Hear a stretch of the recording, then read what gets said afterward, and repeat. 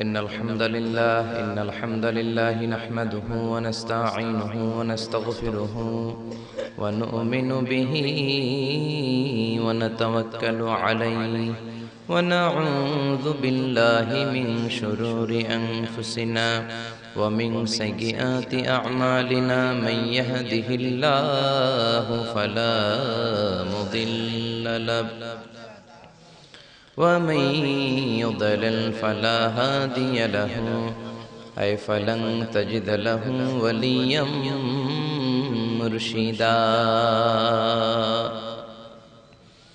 ونشهد أن لا إله إلا الله وحده لا شريك له والذي لا ضد له ولا ند له لا مثل له ولا مثيل له لا وزير له ولا كفيل له لا شبه له ولا شبيه له لا ولد له ولا والد له وهو الواحد الفرد الصمد لم يلد ولم يولد ولم يكن له كفوا أحد ونشهد أن سيدنا ونبينا وحبيبنا وبشيرنا ونذيرنا وطبيبنا وطبيب أرواحنا وحبيبنا وحبيب ربنا محمدا عبد الله ورسوله أرسله بالحق بشيرا ونذيرا وداعيا إلى الله بإذنه وسراجا منيرا أما بعد فقد قال الله تعالى في كلامه المجيد وفي فرقانه الحميد أعوذ بالله من الشيطان الرجيم بسم الله الرحمن الرحيم إن الله وملائكته يصلون على النبي يا أيها الذين آمنوا صلوا عليه وسلموا تسليما اللهم صل على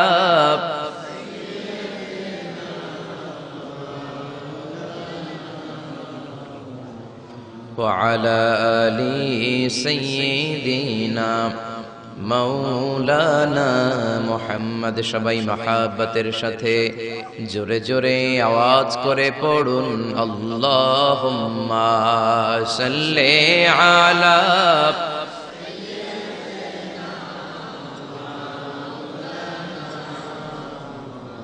وعلى آل سيدنا مولانا محمد মুনামার কাদেরে দিলামার কাদেরে যেতে সোনার মদিনায় মুনামার কাদেরে দিলামার যেতে সোনার মদিনায় ওই মদিনার পথের ধুলি ওই মদিনার পথের ধুলি জুড়াই মন বেদনা আল্লাহুম্মা সাল্লি আলা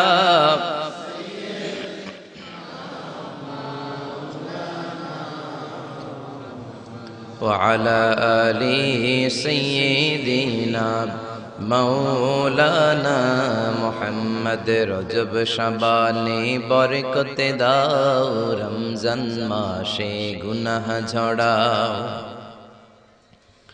রজব শাবানে বরকতে দাও রমজান মাসে গুনাহ ঝড়াও সপ্তাহ জুড়ে তুমি বরকতে দাও জুমার দিনেতে গুনাহ ঝড়াও রজব শাবানে বরকতে দাও রমজান মাসে গুনাহ ঝড়াও আল্লাহুম্মা সাল্লি আলা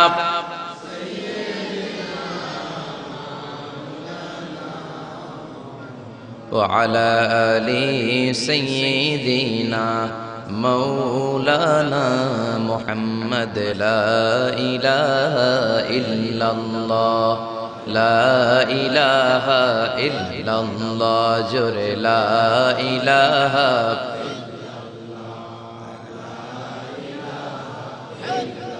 আল্লাহ নামের জিকির করবে যারা আল্লাহর কাছে প্রিয় তারা আল্লাহর কাছে প্রিয় যারা জান্নাতে প্রবেশ করবে তারা জোরে লা ইলাহা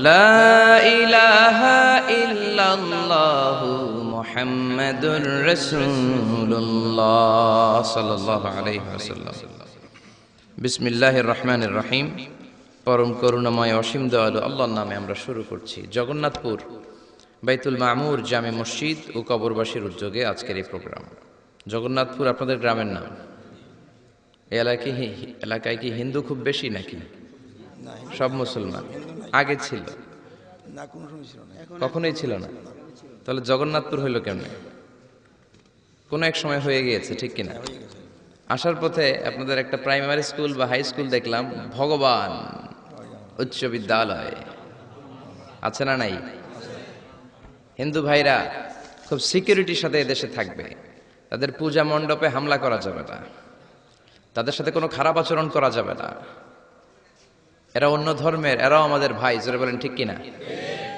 একদল আছে দেখবেন প্রতিমা ভাঙে মূর্তি ভাঙে এটা কবিরা গুনাহ হিন্দুরা এই দেশে খুবই শান্তিপূর্ণভাবে তাদের পূজা পার্বণ পালন করবে এই প্রোগ্রাম আমাদের জন্য নয় এটা তাদের প্রোগ্রাম ঠিক কিনা এখন আপনি যদি বলেন ধর্ম যার যার উৎসব সবার ভেজাল আছে না নাই নো ইটস অ্যাবসলিউটলি রং এটা পুরোপুরি ভুল ধর্ম তোমার উৎসব তোমার চিল্লায় বলেন ঠিক কিনা তাদেরকে আপনি সিকিউরিটি দেন তাদেরকে তাদের মতো করে তাদের ধর্মকর্ম পালন করতে দেন কিন্তু তাদের নাচের সাথে আপনিও কোমর দুলানোর নাচ দিতে পারবেন না জোরে কোন ঠিক কিনা তারা যখন প্রতিমার কাছে সরস্বতীর কাছে যে বিদ্যার আবেদন করে আপনি করতে পারবেন না মা দুর্গা আসলে ফসল ভালো হয় এগুলো আপনি বলতে পারবেন না চিল্লায় বলেন ঠিক কিনা আপনি চাইতে হবে একজনের কাছে তিনি কে আল্লাহর কাছে চাইতে হবে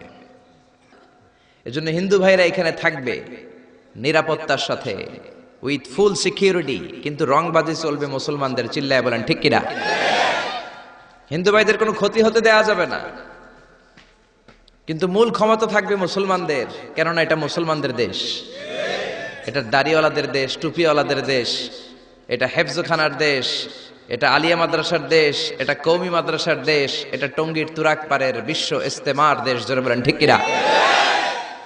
আল্লাহ আমাদেরকে পারস্পরিক সম্প্রীতি, এটা গোটা বিশ্বের জন্য বাংলাদেশ একটা মডেল। আমরা অসাম্প্রদায়িক, আমাদের মধ্যে সাম্প্রদায়িকতা নেই, এক্সট্রিমিজম নেই, সন্ত্রাসবাদ নেই, জঙ্গিবাদকে আমরা সাপোর্ট করি না। চিল্লায় বলেন ঠিক কিনা? আল্লাহ আমাদেরকে সঠিক সমঝ দান করুক, আমরা পড়ি আমিন। জগন্নাথপুর মসজিদ সংলগ্ন ঈদগাহ মাঠ, এই যে ঈদগাহ না, আলহামদুলিল্লাহ, কসবা বিবাড়িয়া। আজকের প্রোগ্রামের সভাপতি হচ্ছেন জনাব আলহাজ সৈয়দ শামসুল আরিফিন সাহেব। উনি এসেছেন? আপনি না? মাশাআল্লাহ, সভাপতি উপস্থিত আছেন। অনেক জায়গায় সভাপতি থাকে না, আমাদের সভাপতি আছেন। প্রধান আকর্ষণ আন্তর্জাতিক খ্যাতিসম্পন্ন মুফাসসিরে কোরআন। আমার নাম লিখেছেন আপনারা, এই কথাটা কমন হয়ে গেছে, সবার নামের আগে দেখি আন্তর্জাতিক খ্যাতিসম্পন্ন, আবার মুফাসসিরে কোরআন। মুফাসসিরে কোরআন এটা কিন্তু একটা ডিগ্রি, এটা একটা ডিগ্রি। আপনাকে 4 বছরের ডিগ্রি নিতে হবে তাফসিরের উপর। আমি মিশরের আল আজহার ইউনিভার্সিটিতে ডিগ্রি নিয়েছি 4 বছর কোরআনিক সায়েন্স ডিপার্টমেন্টের উপর। এই ডিগ্রিটা আপনি কমপ্লিট করলে, when you get a certificate, then you can call you as a mufassir of the holy book al Quran. এর আগে আপনি মুফাসসির নন। এজন্য মাইকে যারা কথা বলেন, আপনাদেরকে কোথায় দাওয়াত করলে আপনি মুফাসসির না হলে আপনি সোজা সাপটা বলবেন, ভাই আমি মুফাসসির নই, আমার নাম লিখে দেন শুধু। এখন সব জায়গায় মুফাসসিরে কোরআন আছে না নাই? দেশের 64 জেলাতেও যায় নাই, উনি আন্তর্জাতিক খ্যাতিসম্পন্ন মুফাসসিরে কোরআন। আছে না নাই? আমার নামের আগে মুফাসসিরে কোরআন আন্তর্জাতিক খ্যাতিসম্পন্ন একটাও আমি পছন্দ করি না। আমার নাম মিজানুর রহমান, আর আল আজহারে পড়াশোনা করেছি, এজন্য একটা ডিগ্রি তারা আমাকে দিয়েছে, আজহারি। That's enough. মিজানুর রহমান আজহারি, এই নামটা শুনে আপনারা দোয়া করলে আমার জীবন ধন্য। আমার আন্তর্জাতিক খ্যাতিসম্পন্ন হওয়ার দরকার নাই, আমার অত কিছু টাইটেলেরও দরকার নেই। মানুষ যত বড় তার নাম হবে ছোট। মহাবিশ্বের সবচাইতে শ্রেষ্ঠ যে মহামানব আমাদের প্রিয় নবী। চিল্লায় বলেন ঠিক কিনা?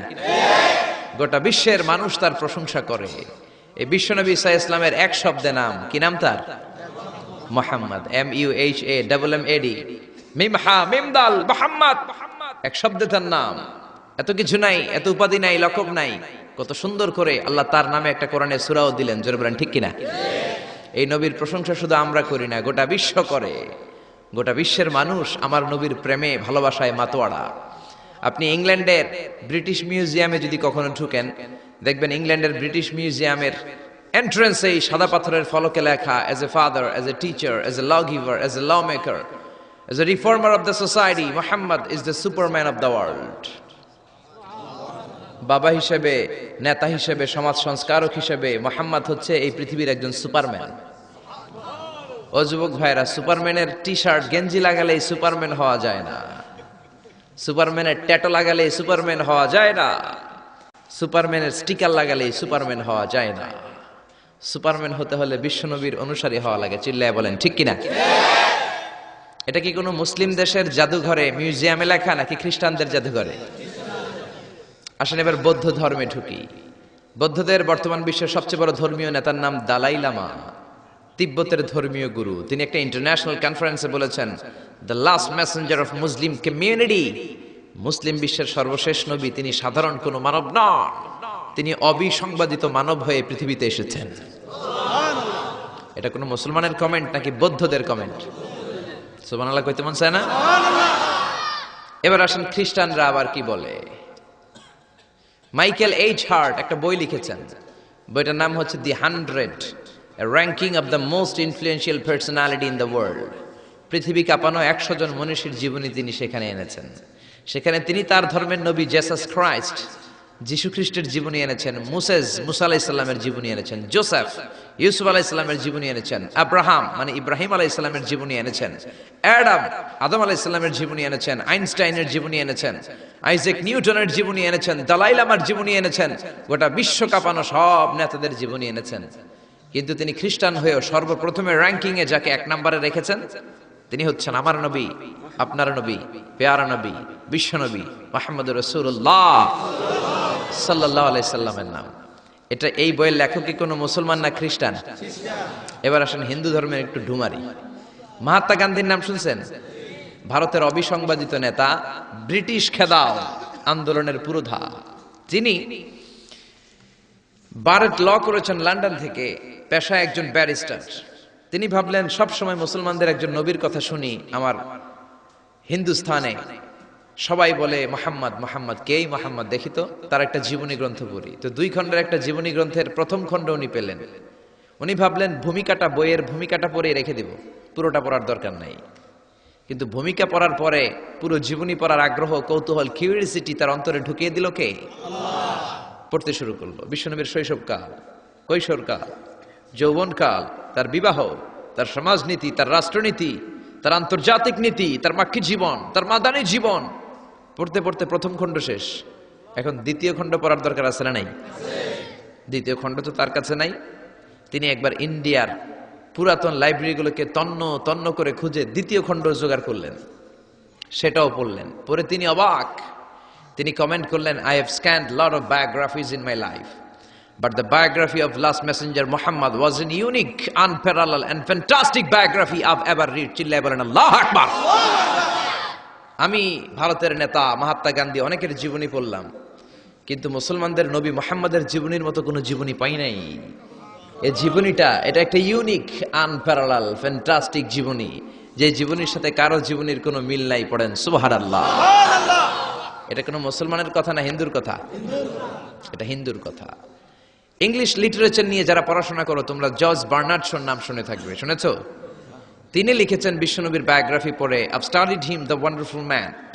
In my opinion, far from being antichrist, and he must be called the savior of humanity. আমি মুহাম্মাদের জীবনীটাকে ব্যক্তিগতভাবে পড়েছি। আমার পক্ষ থেকে তাকে খ্রিস্টান বিরোধী বলাতে দূরের কথা, তাকে মানবতার ত্রাণকর্তা বলতে হবে। চিল্লায় বলেন সুবহানাল্লাহ। ব্লগ লিখে লিখে বিশ্বনবীর জীবনীর ব্যাপারে কুৎসা রটনা করে, গালি দেয় আর ফতুয়া ছড়ায়। নবী কেন এতগুলো বিয়ে করলো? 11 জন বিবি কেন তার? 2 জন দাসী কেন তার? এগুলো তাদের চোখে পড়ে, কিন্তু 25 বছরের একজন তাগড়া যুবক 40 বছরের একজন প্রৌঢ় নারীকে যে বিয়ে করেছে সেটা তাদের চোখে পড়ে না। এই মহামানবটা একটা কুমারী নারীকে বিয়ে করেছে, আয়েশা, বাকি সবগুলো ছিল বিধবা। খাদিজা শুধু 40 বছরের প্রৌঢ় নারী নয়, বিশ্বনবীর সংসারে আসার আগেও খাদিজার আরো 2টা বিয়ে হয়েছে। খাদিজার গর্ভে অনেকগুলো সন্তান এসেছে, এগুলো তারা দেখে না।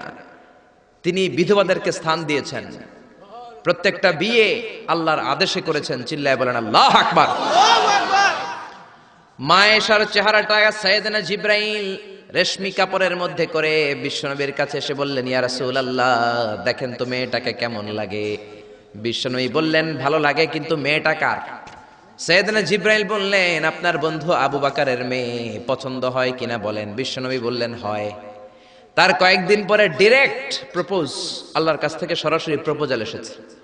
জিবরাইল ছবি নিয়ে এসে বললেন, ইয়া রাসূলুল্লাহ, আল্লাহ প্রপোজাল পাঠিয়েছেন, বিয়ের প্রস্তাব। আমি হলাম বিয়ের ঘটক, আল্লাহ হলেন বিয়ের কাজী। বিশ্বনবী বললেন, জিবরাইল রে, তুমি যদি বিয়ের ঘটক হও, আল্লাহ যদি হয় বিয়ের কাজী, আমি মুহাম্মদ রাজি। বিয়ে হয়ে গেল। এভাবে প্রত্যেকটা বিয়ে বিশ্বনবী সাল্লাল্লাহু আলাইহি ওয়াসাল্লাম আল্লাহ তাআলার অর্ডার পেয়ে করেছেন, নিজের মন গড়া করে নাই। ওই নবীর বিরুদ্ধে যারা কথা বলে এগুলো মানুষ নয়, এগুলো অমানুষ। জোরে বলেন ঠিক কিনা? এগুলো জাহান্নামের নরকীট আর পিতৃ পরিচয়হীন জারদ সন্তান। জোরে বলেন ঠিক কিনা? এজন্য সরকারের উচিত আইন করে এই ব্লগারদেরকে বাইতুল মুকাররমের স্কয়ারের সামনে জুমার পরে ফাঁসিতে ঝুলিয়ে দেয়া। আমার নবীর বিরুদ্ধে যারা কথা বলবে তাদের ঠাঁই বাংলার জমিনে হতে পারে না। এজন্য ব্লগার আর নাস্তিকগুলোর বিরুদ্ধে আমাদেরকে এক থাকতে হবে। বিশ্বনবীরে গালি দেয়া হবে, মুসলমান ঘরে বসে থাকবে, সে মুমিন নয়, সে মুনাফিক।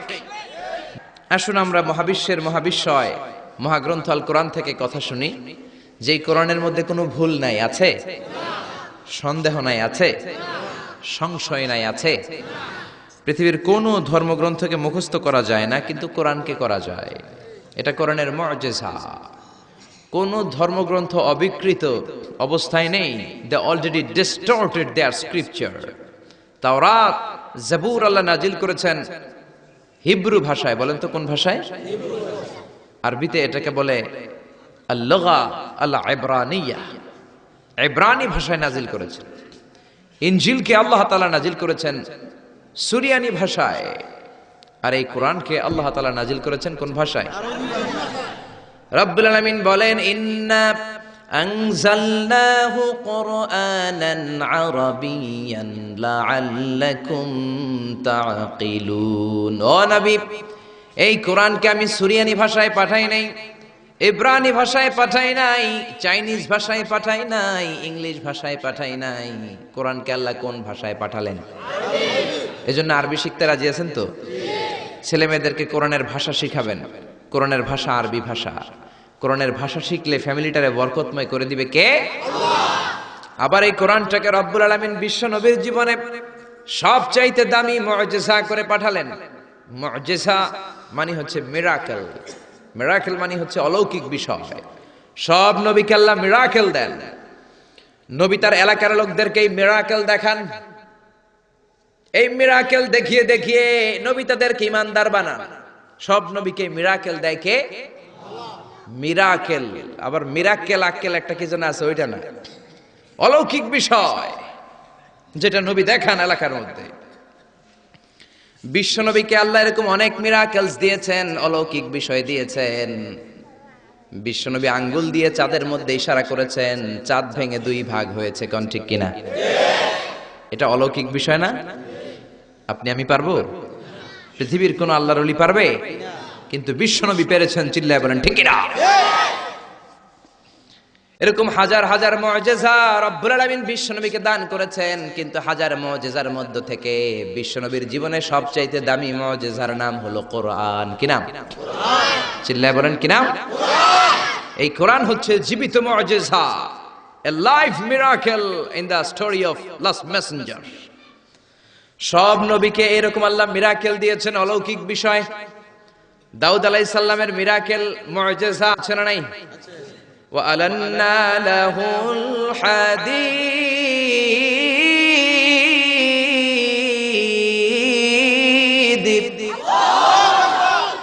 আল্লাহ কোরআনে বললেন, আমি আমার পয়গম্বর দাউদ আলাইহিস সালামকে যেই মিরাকেল বা অলৌকিক বিষয়টা দিয়েছি সেটা হলো লোহাকে নরম করার ক্ষমতা।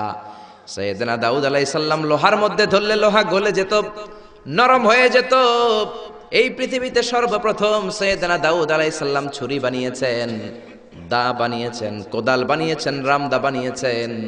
সাইয়েদনা দাউদ আলাইহিস সালামের আগে কেউ পৃথিবীতে কোনোদিন ছুরি বটি আর দা বানাতে পারে নাই। কারণ তিনি লোহা ধরলে গলে যেত, নরম হয়ে যেত। উনি ওইটাকে একটা স্ট্রাকচার প্যাটার্নে নিয়ে ছুরি বানাতেন। এই যে আমার সামনে মাইকেল লোহা, আমি মিজানুর রহমান আজহারী গায়ের যত জোড় আছে এরকম বাঁকা করলে লোহা বাঁকা হবে নাকি? লোহা গলে নরম হবে নাকি? আপনি ধরলে নরম হবে? কিন্তু দাউদ আলাইহিস সালাম লোহাকে টাচ করলেই গলে নরম হয়ে যেত। পাথর দিয়ে চাপটা করে করে যেমন খুশি তেমন ছুরি বানাতেন, দা বানাতেন, শাবল বানাতেন। এটা আর কেউ পারতো না, কারণ এটা দাউদ নবীর মুআজিজা। চিল্লায় বলেন ঠিক কিনা? দাউদ আলাইহিস সালাম ইন্তেকাল করলেন, পৃথিবীতে নাই নাকি আছে? দাউদ নবী বেঁচে আছে? উনি নাই, উনি চলে গেলেন। উনি চলে যাওয়ার পর কেউ কি উনার পরে আর লোহাকে এরকম গলাতে পেরেছে নাকি? নরম করতে পেরেছে নাকি? তার মানে দাউদ নবী শেষ, সাথে সাথে দাউদ নবীর মুআজিজাও শেষ। জোরে কোন ঠিক কিনা? দাউদ নবী চলে গেলেন, দাউদ নবীর মুআজিজাও চলে গেল। জোরে বলেন ঠিক কিনা? এরপরে মুসা আলাইহিস সালামের মুআজিজা আছে না নাই?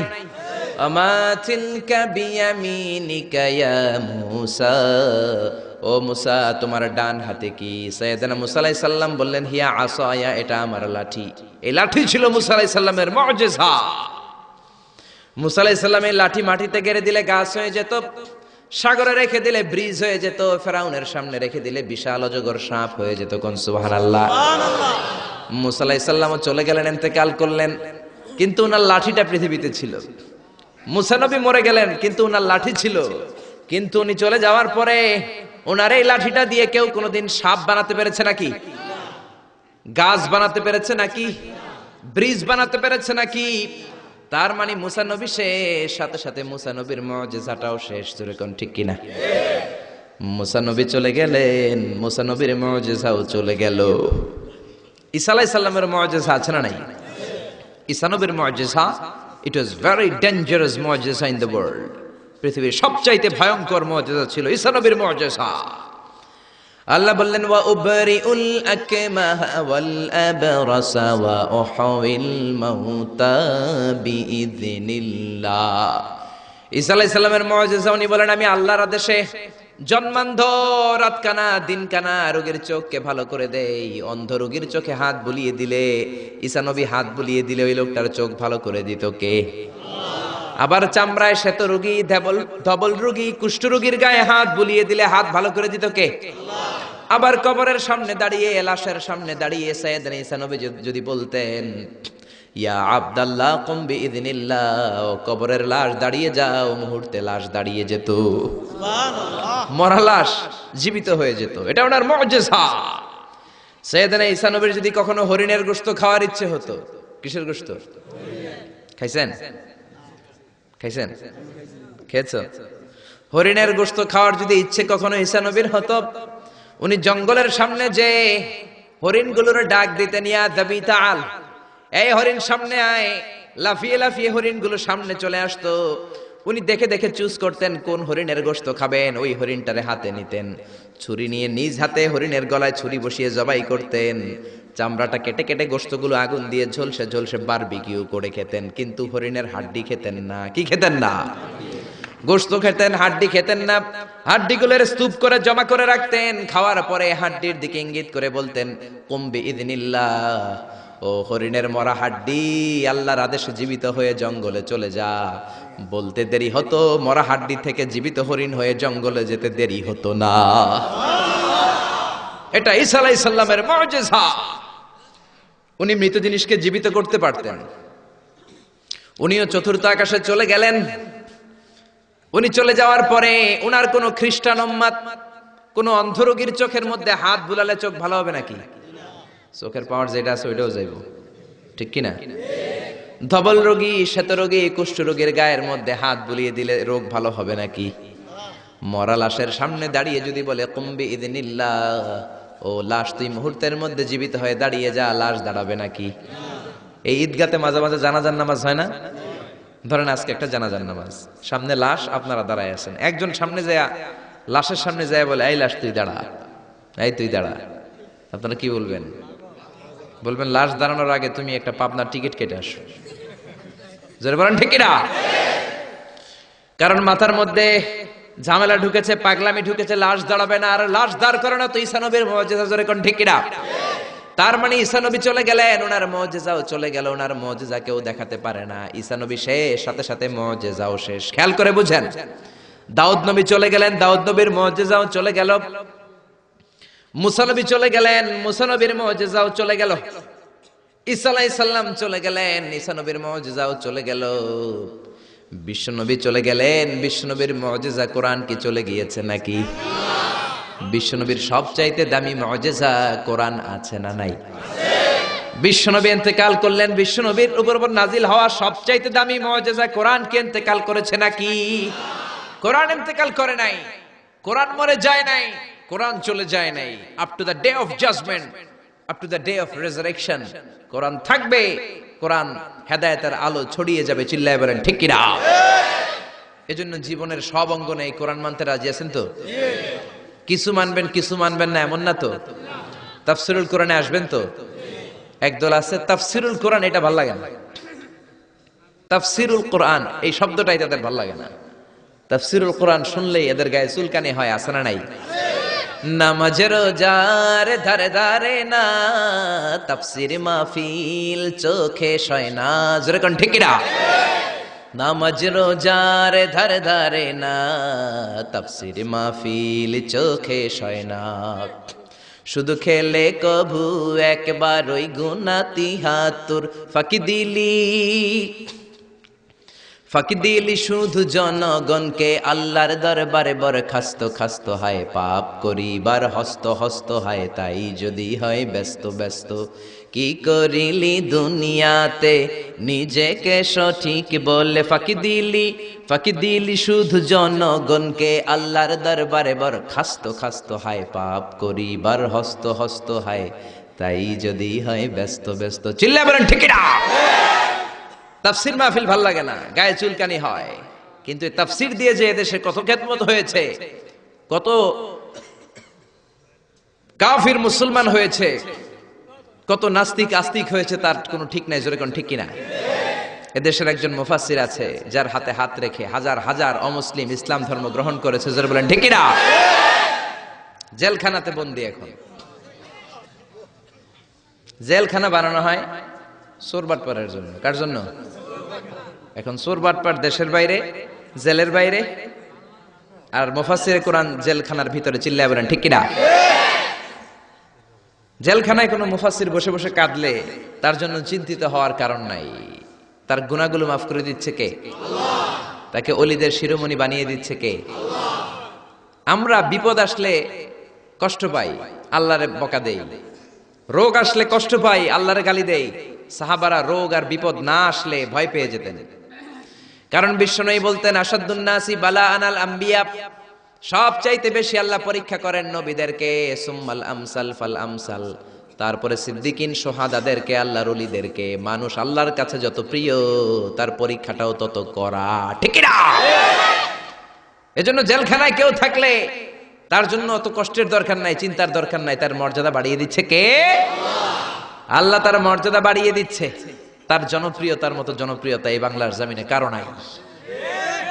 এখনো আধা ঘন্টা তার কথা শোনার সুযোগ যদি দেয়া হতো, বাংলার কোনো মাঠ নাই, ঘাট নাই, বিল নাই, স্কয়ার নাই, সিলেটের হাকালুকি হাওর নাই যেখানে লোক জায়গা দেয়া যাবে। চিল্লায় বলেন ঠিক না? এজন্য যে কোরআনের রাস্তায় আমরা নেমেছি, এই রাস্তাটা বড় কঠিন। কালিমার দাওয়াত আপনি দিবেন, কালিমার কথা বলবেন, কালিমার পক্ষে থাকবেন, এই জিনিসটা এত সোজা না। কেউ আপনার রাস্তায় ফুল বিছিয়ে রাখবে না। এ রাস্তা কুসুমাস্তীর্ণ নয়, এটা কণ্টকাকীর্ণ। আপনাকে ঝুঁকি নিয়ে কথা বলতে হবে, আপনাকে ঝুঁকি নিয়ে ময়দানে কাজ করে যেতে হবে, ঝুঁকি নিয়ে কালিমার দাওয়াত দিতে হবে। চিল্লায় বলেন ঠিক কিনা? এই কালিমার পথে আমরা উঠেছি, এই কোরআনের পথে আমরা নেমেছি। দুনিয়ার কোনো কিছু দিয়ে এই কোরআনের রাস্তা থেকে ফেরানো যাবে না, এখন ঠিক কিনা? বিশ্বনবীর কাছে অনেক প্রস্তাব ছিল, কাফিরেরা 3 দফা প্রস্তাব দিল। আব্দুল্লাহর বেটা মুহাম্মদ 3 দফা প্রস্তাব। কয় দফা? ও মুহাম্মদ, মদিনার নেতা হতে চাও? 1 দফা, নেতা বানিয়ে দেব। সম্পদ চাও? সম্পদ দিয়ে দেব। সুন্দরী নারী চাও? নারী দিয়ে দেব। এই কালেমার দাওয়াত ছেড়ে দাও, কোরআনের তাফসীর ছেড়ে দাও। বিশ্বনবী বললেন তোমাদের দফা 3টা, আমার দফা 1টা। সবাই বলল তোমার কি দফা? বিশ্বনবী বললেন লা ওয়াদাউ শামসা ফি ইয়ামিনি, আর সম্পদ, নারী আর ক্ষমতা তো দূরের কথা, আকাশের সূর্যটা যদি ডান হাতে দাও, ওয়াল কামারা ফি ইয়াসারি, আকাশের চন্দ্রটা যদি বাম হাতে দাও, এই কোরআনের রাস্তা থেকে 1 চুল পরিমাণ আমারে পিছনে সরানো যাবে না, যাবে না, ঠিক না? এজন্য কোরআনের পথে আমরা নেমেছি। আমরা ভয় পাই একজনকে, সে আল্লাহর খুশির জন্য এই পথে আমরা আন্দোলন চালিয়ে যাবো, জোরে বলেন ঠিক না? আমরা এই কোরআন নিয়ে মরতে চাই। কোরআনের পথে যেন আমরা থাকতে পারি, আল্লাহ যেন কবুল করে। আমরা পড়ি আমিন। আসুন সেই কোরআন থেকে আমরা কথা শুনি, সরাসরি কোরআন থেকে তাফসীর শুনি। রাজি আছেন তো? কষ্ট হচ্ছে না তো? মন খারাপ করে দিলাম না তো? এই মুফাসসিরে কোরআনের কথা শুনলে সবার মন খারাপ হয়ে যায়। একজন মানুষের কত জনপ্রিয়তা। আমি আজকে 50 বছর কোরআনের তাফসীর করেছি সারা বাংলাদেশে, সারা পৃথিবীতে। আমাকে বানানো হয়েছে যুদ্ধ অপরাধী, আমাকে বানানো হয়েছে চোর, ডাকাত, হত্যাকারী, ধর্ষণকারী। আমি আল্লাহর নামে কসম করে বলছি, আল্লাহ তোমার ইজ্জতের কসম, তোমার সম্মানের কসম, 1971 সনের 1 ফোঁটা পানি বা কাদা আমার গায়ে লাগে নাই, লাগে নাই, লাগে নাই। কিন্তু আপনারা তো ওনার কথা শুনে চোখের পানি ছেড়ে দিলেন। আমি কি আপনার জন্য 2 রাকাত নফল নামাজ পড়ে দোয়া করব? নেভার। আমি জাস্ট একটা দোয়া পড়ে ফু দিয়ে দিব। কিন্তু আপনারা তার জন্য নফল নামাজ পড়েও দোয়া করেছেন। আমি কি আপনার জন্য 2টা রোজা রেখে দোয়া করব? আপনারা তো তার জন্য রোজা রেখেও দোয়া করেছেন। এদেশের মানুষ দেহের তাজা রক্ত বিলিয়ে দিতেও কোরআনের জন্য কুণ্ঠাবোধ করে না। চিল্লায় বলেন ঠিক কিনা? এজন্য জীবনের সব অঙ্গনে সেই কোরআনের আইনগুলো মানার দরকার আছে না নাই? আল্লাহ আমাদেরকে to the right sense of direction, সঠিক পথে চলার তৌফিক দান করুক, উত্তম ফয়সালার দিকে যাওয়ার তৌফিক দান করুক। আমরা পড়ি আমিন। কোরআনের সবচেয়ে যে দামি আয়াত, ওই আয়াতটার তাফসীর আজকে করব। বিশ্বনবীকে জিজ্ঞেস করা হলো আইয়ু আয়াতিন আযামু মিন কিতাবিল্লাহি ইনদাকা নবী, কোরআনের কোন আয়াতটা সবচাইতে বেশি দামি আপনি মনে করেন? বিষ্ণু বললেন আযমু আয়াতিন মিন কিতাবিল্লাহি আয়াতুল কুরসি। আল্লাহর কোরআনের মধ্যে 6666 আয়াত, কারো বর্ণনা মতে 6636 আয়াত, আরেক বর্ণনা মতে আরেকটা রিওয়ায়াত পাওয়া যায়। এই যতগুলো আয়াত কোরআনের মধ্যে আছে সবচাইতে দামি আয়াতের নাম আয়াতুল কুরসি, ঠিক কি না? এতগুলো আয়াত থাকতে এটার দাম এত বাড়লো কেন? এটার এত মর্যাদাপূর্ণ আয়াত কেন? 5টা কারণে এই আয়াতের দাম বেশি। জোরে বলেন কয়টা? 1 নম্বরে আয়াতের মধ্যে রব্বুল আলামিন নিজের পরিচয় দিয়েছেন। একটা মাত্র আয়াত, কিন্তু এত সুন্দর করে চমৎকার করে রব্বুল আলামিন নিজের পরিচয়টা একটা আয়াতে দিয়েছেন। গোটা কোরআন তন্ন তন্ন করে তালাশ করলে আর কোন জায়গায় এত সুন্দর পরিচয় আল্লাহর পাওয়া যায় না। কোন সুবহানাল্লাহ। এজন্য এই আয়াতটার দাম এত বেশি। আবার এই আয়াতের মধ্যে রব্বুল আলামিন তাওহীদের কথা বলেছেন। কিসের কথা? তাওহীদেরই মুর্শিদ আমার মুহাম্মাদের নাম বলো, মুহাম্মাদের নাম। আল্লাহর নাম জপলে বুঝতে পারি আল্লাহরই কালাম বলো, মুহাম্মাদের নাম। আল্লাহু আকবার। আল্লাহ তার একত্ববাদের ঘোষণা দিলেন, তিনি যে এক এবং একক। এই ঘোষণাটা আয়াতের মধ্যে আছে, এই জন্য আয়াতের মর্যাদা বাড়িয়ে দিয়েছে কে? আল্লাহ। আবার এই আয়াতের মধ্যে আল্লাহর 4টা সিফাতি নাম আছে। জোরে বলেন কয়টা? 1 নম্বরে আল হাইয়্যু, 2 নম্বরে আল কাইয়্যুম, 3 নম্বরে আল আলী, 4 নম্বরে আল আযীম। এই 4টা আল্লাহর সিফাতি নাম এই আয়াতের মধ্যে থাকার কারণে আয়াতের মর্যাদা বাড়িয়ে দিয়েছে কে? আল্লাহ। আবার এই একটা আয়াতে রব্বুল আলামিন তিনি যে কত ক্ষমতাবান, তার কুদরত যে কত বড়, তার জ্ঞানের সীমানা যে কত বড়, এগুলোর বর্ণনা দিয়েছেন। আবার এই আয়াতের মধ্যে আল্লাহ কুরসির বর্ণনা দিয়েছেন। কুরসি হচ্ছে পৃথিবীতে, মহাবিশ্বে আল্লাহ যে 4টা জিনিস সর্বপ্রথম তৈরি করেছে, আরশ, কুরসি, লৌহ, কলম, এই 4টা জিনিসকে মহাবিশ্বে আল্লাহ সর্বপ্রথম তৈরি করেছেন। এই কুরসির কথাও এই আয়াতের মধ্যে আছে না নাই? এই কুরসি শব্দটা থেকেই আয়াতের নামকরণ করা হয়েছে আয়াতুল কুরসি। এরপরে বিশ্বনবী আপনাদেরকে বললেন, মান কারা আয়াতুল কুরসি দুবুরা কুল্লি সালাতিন মাকতুবাতিন লাম ইয়ামনাহু মিন দুখুলিল জান্নাতি ইল্লাল মাউত। কেউ যদি প্রত্যেক ফরজ নামাজের পরে একবার করে আয়াতুল কুরসি পড়ে, সে জান্নাতে ঢোকার ক্ষেত্রে কোনো বাধা নাই, একটাই বাধা, তার মরণ। লোকটা মরে না তাই জান্নাতে যায় না, মরলেই জান্নাতি। আল্লাহু আকবার। এই জন্য প্রত্যেক ফরজ নামাজের পরে আয়াতুল কুরসি পড়ার দরকার আছে না নাই? It should be a special wazifa for every Muslim at every evening and every morning. After every congregational prayer you offer in mosque.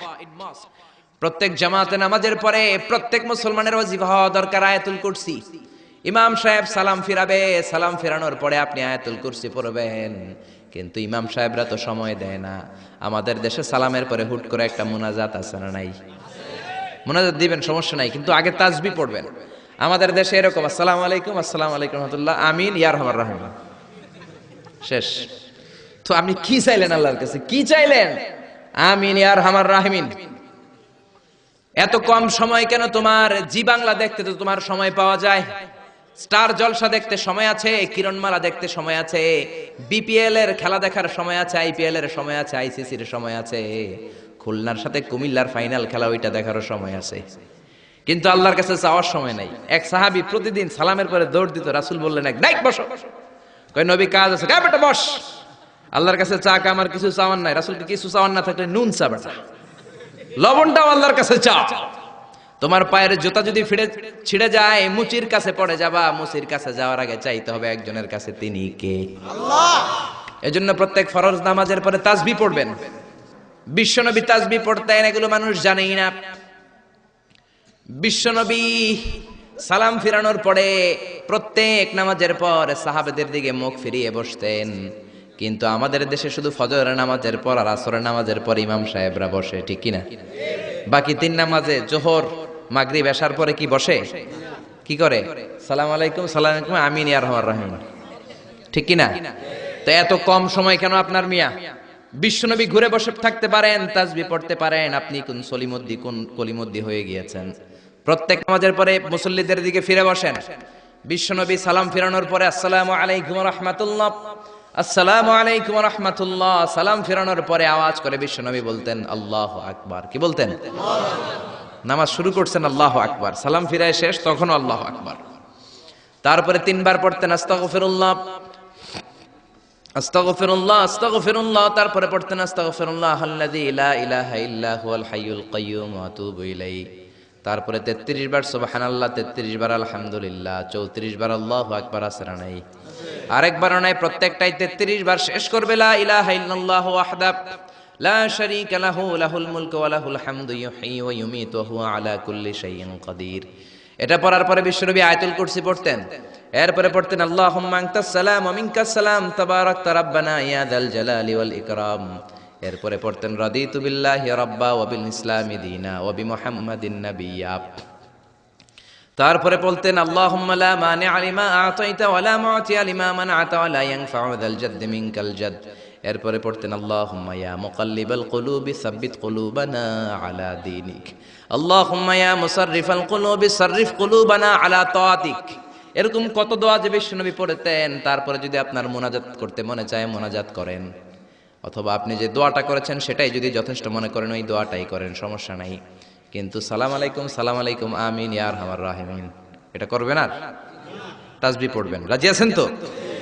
এই দোয়াগুলো করলে আল্লাহ কবুল করে। আবার বিশ্বনবী বললেন আযান ইকামতের মাঝখানের সময়টা, ওই সময় দোয়া করলে আপনার দোয়া কবুল করে নেয় কে? আল্লাহ। জামাতের 15 মিনিট বাকি, মসজিদে ঢুকেছেন, সুন্নত পরে অনেকে বসে বসে ঘড়ির দিকে তাকায় রয়েছে। তো ঘরে আপনার ঘড়ি নাই, ঘড়ির দিকে তাকিয়ে থাকেন কেন? বিশ্বনবী বললেন দুআ লা ইউরাদ্দু বাইনাল আযানি ওয়াল ইকামা, আযান ইকামতের মাঝখানে দোয়া করলে ওই দোয়া আল্লাহ ফেরায় না। সুন্নত পরে আপনি বসে থাকার দরকার নাই। বাজারে যাওয়ার আগে যেমনি লিস্টি করে যান, পটল লাগবে, লাউ লাগবে, মাছ লাগবে, আল্লাহর কাছেও আপনার কি কি চাওয়া লাগবে কাগজের মধ্যে লিস্টি করে নিয়ে যাবেন। মসজিদে বসে বসে সুন্নত নামাজের পরে মুয়াজ্জিনের ইকামতের আগে ওইগুলো আল্লাহর কাছে চাওয়ার দরকার আছে না নাই? আবার বিশ্বনবী বললেন দুআ লা ইউরাদ্দু তাহতাল মাতার, বৃষ্টির নিচে দাঁড়িয়ে যখন তোমরা দোয়া করো ওই দোয়াটা কবুল করে কে? আল্লাহ। তুফান, থান্ডার, সাইক্লোন, টর্নেডো যেটা হয় ওই বৃষ্টিটা না, ভ্যাপসা একটা গরম, এই গরমটাকে দূর করে দেওয়ার জন্য দেখবেন ঝিরিঝিরি একটা রহমতের বৃষ্টি পড়ে, আছে না নাই? ওই দোয়ার নিচে দাঁড়িয়ে ওই বৃষ্টির পানি হাতের মধ্যে নিয়ে যদি আপনি আল্লাহর কাছে দোয়া করেন, দোয়া কবুল করে নিবে কে? আল্লাহ। বৃষ্টির সময় দোয়া করলে যে কবুল হয় এটা জানেই না, তো দোয়া করবে কেমনে? বৃষ্টির সময় দোয়া করবেন। আর এই দেশের মানুষ বৃষ্টি আসলে পাগল হয়ে যায়, গান বাজনা শুরু করে দেয়, আছে না নাই? এই বৃষ্টি ভেজা রাতে তুমি চইল্লা যাইও না, আছে না নাই? আরে বেটা দোয়া কর। আবার দেখি বৃষ্টি আসলে বড় বড় ডেক সেট বাজিয়ে দেয়, গান শুরু করে দেয়, বৃষ্টি পড়ে টাপুর টুপুর, পায়ে দিয়ে সোনার নূপুর, আঁকা বাঁকা মেঠো পথে কোন রূপসী হেঁটে যায়। কোন রূপসী হেঁটে যায় এটা জানা তোমার দরকার কি? তোমার রূপসী বউ লাগলে চাইবে একজনের কাছে, তিনি কে? এজন্য খবরদার, উপযুক্ত সময়গুলাতে আল্লাহর কাছে যদি আপনি দোয়ার মতো দোয়া করে দেন, আপনার দোয়া কবুল করে নেবে কে? এজন্য বিশ্বনবী বললেন খবরদার, ইদা আওয়াইতা ইলা ফিরাশিকা ফাকরা আয়াতুল কুরসি, রাত্রিবেলা যখন বিছানায় ঘুমাতে যাও, ঘুমাতে যাওয়ার আগে আয়াতুল কুরসি পড়ো। রাত্রিবেলা বিছানায় শুয়ে আয়াতুল কুরসি পড়লে জিন ভূত থেকে আপনার ঘরটারে হেফাজত করবে কে? রাতে ঘুমানোর সময় আয়াতুল কুরসি পড়বেন তো? It should be our special wazifa at every morning, at every evening for every Muslim. চিল্লায় বলেন ঠিক কি না? আবার বিশ্বনবী বললেন সকালবেলা যদি একবার আয়াতুল কুরসি পড়ো, সন্ধ্যা পর্যন্ত ফেরেশতা দিয়ে আপনারে হেফাজত করবে কে? আল্লাহ। আবার সন্ধ্যাবেলায় যদি একবার তুমি আয়াতুল কুরসি পড়ো, সকাল পর্যন্ত তোমারে গার্ড দিবে কে? আল্লাহ। এটা আল্লাহর পাঠানো গার্ড, এঞ্জেল গার্ড, ফেরেশতাদের গার্ড। টাকা দিয়ে বডিগার্ড যে রাখে ওই বডিগার্ড না। বডিগার্ড তোমারে বাঁচাতে পারবে না। অনেক মন্ত্রীর দুই দিকে বডিগার্ড, গুলি লাগছে মন্ত্রীর কপালে, সবাই যে বডিগার্ডের ধরে এই বেটা 50,000 করে বেতন বডিগার্ড, মন্ত্রী মূল্য কেমনে? বডিগার্ড আমি তো বডিগার্ড, আমি তো রুহু গার্ড না। রুহুর মালিক কে? আমি তো বডিগার্ড। বডি তো ঠিকই আছে, বডি লয়ে যাও, জোরে বলেন ঠিক কিনা? এজন্য খবরদার এই ওয়াজিফাগুলো মিস করবেন না। সকালবেলা যদি একবার ওয়াজিফা পড়েন আয়াতুল কুরসি, সন্ধ্যা পর্যন্ত আল্লাহ স্পেশাল ফেরেশতার গার্ড দিয়ে দিবে। আবার সন্ধ্যাবেলা যদি একবার আয়াতুল কুরসি পড়েন, সকাল পর্যন্ত আপনাকে গার্ড দিবে কে? আল্লাহ। আবার এই একটা আয়াতের মধ্যে ইসমে আজম আছে আল ইসমুল্লাহিল আযম, আল্লাহর 99টা নামের মধ্যে থেকে একটা ইসমে আজম, কিন্তু কোনটা কেউ জানে না একজন ছাড়া, তিনি কে? তবে বিশ্বনবী তার চাচাতো ভাই আব্দুল্লাহ ইবনে আব্বাস, যাকে রাইসুল মুফাসসিরিন বলা হয়, তার জন্য দোয়া করেছেন আল্লাহুম্মা ফাক্কিহু ফিদ্দীন ওয়া আল্লিমহু তা'বীল। আল্লাহ আমার চাচাতো ভাই আব্দুল্লাহ ইবনে আব্বাসকে আপনি দ্বীনের জ্ঞান শিক্ষা দেন, তাকে কোরআনের তা'বীল তাফসীর শিক্ষা দেন। বিশ্বনবীর দোয়ার বরকতে তিনি গোটা মুফাসসিরদের সম্রাট হয়েছেন। কোন সুবহানাল্লাহ। রাইসুল মুফাসসিরিন আব্দুল্লাহ ইবনে আব্বাস তানভীরুল মিকবাস ফি তাফসীর ইবনে আব্বাস রেফারেন্স উনি বলেন, আমার কোরআনের যতটুকু জ্ঞান বিশ্বনবীর দোয়ায় আমি পেয়েছি, আমার মনে হয় আল্লাহর ইসমে আজমটা কোরআনের কোন আয়াতের মধ্যে নাই, আছে শুধু আয়াতুল কুরসির মধ্যে। যেরকম সুবহানাল্লাহ। তুমি ইউনুস নবীরে যখন খাইলো মাছেতে গিলিয়া, ফেরেশতা পাঠাইয়া দিলে ইসমুল্লাহিল আযম, ফেরেশতা পাঠাইয়া দিলে ইসমে আজম দিয়া, প্রাণে ছিল যাহার ভয় সেটা পাইল যে আশ্রয়, শত্রুদেরই হাত থেকে বাঁচাইলে প্রাণ। আল্লাহু আল্লাহু পড়েন, আল্লাহু আল্লাহু তুমি জাল্লে জালালুহু, শেষ করা তো যায় না গে তোমার গুণগান। আল্লাহু আল্লাহু, এই যে ইসমে আজম, যে ইসমে আজমের বদৌলতে রব্বুল আলামিন ইউনুস নবীকে তিমি মাছের পেট থেকে মুক্তি দিলেন, ওই ইসমে আজম কোরআনের কোন আয়াতে আছে কেউ জানে না। তবে আব্দুল্লাহ ইবনে আব্বাস বলেন, আমার মনে হয় আল্লাহু লা ইলাহা ইল্লা হুয়াল হাইয়ুল কাইয়্যুম, এই আল হাইয়ুল কাইয়্যুম এই শব্দটাই হলো ইসমে আজম। সুবহানাল্লাহ। এজন্য এই শব্দ দিয়ে দোয়া করবেন। বিশ্বনবী এই শব্দ দুইটার ওসিলা দিয়ে দোয়া করতেন। বিশ্বনবী দোয়া করতেন, ইয়া হাইয়্যু ইয়া কাইয়্যুম বিরহমাতিকা আস্তাগীস, ও হাইয়্যু ও কাইয়্যুম, আপনার বদৌলতে আপনার নামের ওসিলায় আপনার কাছে আমরা পানাহ চাই। বিরহমাতিকা আস্তাগীস, আস্তাগীস শব্দটা এসেছে আল গাইস থেকে, আল গাউস। গাউস মানে সাহায্যকারী। গাউসুল আজম কার নাম? নাকি আব্দুল কাদের জিলানীর নাম? খবরদার, গাউসে পাক আব্দুল কাদের জিলানী নয়, গাউসে পাক হলেন আল্লাহ। গাউসুল আজম আব্দুল কাদের জিলানী নয়, গাউসুল আজম হলো আল্লাহ। গাউস মানে সাহায্যকারী, আল আজম মানে মহান। মহান সাহায্যকারী তো একজন, তিনি কে? এজন্য খবরদার, আল্লাহর ওলিরে আল্লাহর ওলি বলে ডাকবেন। ওলিকে আল্লাহর চেয়ারে বসানোর দরকার নাই, যেরকম ঠিক কিনা? আব্দুল কাদের জিলানী অনেক বড় আল্লাহর ওলি ছিলেন। উনি নিজে কোনোদিন নিজের গাউসে আজম বলেন নাই। আপনি কেমন করে বলেন? আব্দুল কাদের জিলানীকে গাউসে পাক বললে আপনার নামটা মুশরিকদের কাতারে তুলে দিবে কে? এজন্য আয়াতুল কুরসিটা হবে আমাদের স্পেশাল ওয়াজিফা। সবাই সকাল সন্ধ্যা আয়াতুল কুরসি পড়বেন তো? পড়বেন তো? আল্লাহ আয়াতুল কুরসির শব্দটা শুরু করেছেন আল্লাহ শব্দ দিয়ে। কোন শব্দ দিয়ে? আয়াতুল কুরসির প্রথম শব্দটা কি? আল্লাহু লা ইলাহা ইল্লা হুয়াল হাইয়ুল কাইয়্যুম। আল্লাহ, এই শব্দটা দিয়ে আয়াতুল কুরসি শুরু। এই আল্লাহ শব্দটা আল্লাহর আসল নাম। কি নাম? জোরে বলেন, কি নাম? এটাকে বলে ইসমুজ জাত। আল্লাহর জাতি নাম, আল্লাহর আসল নাম। আল্লাহ নিজেই আল্লাহর নাম রেখেছেন। আল্লাহর নাম রেখেছে কে? আপনার নাম আল্লাহ রাখেন নাই, আপনার নাম রেখেছে আপনার দাদা, আপনার নাম রেখেছে আপনার কাকা, আমার নাম রেখেছে আমার দাদা, আমার বাবা। গোটা বিশ্বের সবার নাম তার বাবা তার দাদারা রাখে। কোন ঠিক কিনা? কিন্তু আল্লাহর কি বাবা কিংবা দাদা আছে নাকি? তো ওনার নাম তো একজনের রেখে দেওয়া লাগবে। আল্লাহকে আমার দাদা নাই, আমার বাবা নাই, তোমাদের মতো আমার কাকা নাই, আমার নানা নাই, আমার নামটা আমি নিজেই রেখে দিয়েছি। আল্লাহু আকবার। আল্লাহ বললেন, ইন্নানি আনাল্লাহু লা ইলাহা ইল্লা আনা ফা'বুদনি ওয়া আকিমিস সালাতা লিযিকরি। ইন্নানি আনাল্লাহ, আমি হলাম আল্লাহ, আমি ছাড়া কোনো ইলাহ নাই, আমার শরণে নামাজ কায়েম করো। আল্লাহর নাম কেউ রাখে নাই, আল্লাহ নিজেই রেখেছেন। কোন ঠিক কিনা? আবার আল্লাহ নামে আল্লাহ ছাড়া দুনিয়াতে কেউ নাই। আল্লাহ নামে আল্লাহ ছাড়া দুনিয়াতে আর কেউ আছে? আল্লাহ ছাড়া আর কারো নাম কোনোদিন আপনি শুনছেন? আল্লাহ। আমি পৃথিবীর অনেক দেশ ঘুরছি, কম করে 1 ডজন দেশ আমি পৃথিবীতে ঘুরেছি। আমি কোথাও কারো নাম আল্লাহ শুনি নাই। আপনি শুনেছেন? কেউ শোনেন নাই। শুনবেন কোত্থেকে? কারণ আল্লাহ নামটা আল্লাহর ছাড়া আরো কারো নাই। চিল্লায় বলেন ঠিক কিনা? এমনকি কোন নাস্তিকও তার নিজের নাম আল্লাহ বলে না, কোন শয়তানের গড ফাদারও নিজের নাম আল্লাহ বলে নাই, এমনকি ফেরাউনও তার নিজেকে আল্লাহ বলে নাই। ফেরাউন নিজেকে দাবি করেছে আমি বড় রব। ফাহাশারা ফানাদা ফাকালা আনা রাব্বুকুমুল আ'লা। মিশরের সব লোককে জড়ো করে সে বলে নাই আমি আল্লাহ, সে বলেছে আমি তোমাদের বড় রব, আমি তোমাদের বড় খোদা। আসলে খোদা না হুদা? জোরে বলেন খোদা না হুদা? এই জন্য বেয়াদবটাকে রব্বুল আলামিন সাগরের লোনা পানির মধ্যে ডুবিয়ে ডুবিয়ে মেরেছেন। সাইয়েদনা মুসা আলাইহিস সালামকে মারার জন্য পেছন থেকে হামলা করা হলো। সাইয়েদনা মুসা আলাইহিস সালাম লোহিত সাগরের দিকে দিলেন একটা দৌড়ে, দৌড়াতে দৌড়াতে সামনে লোহিত সাগর।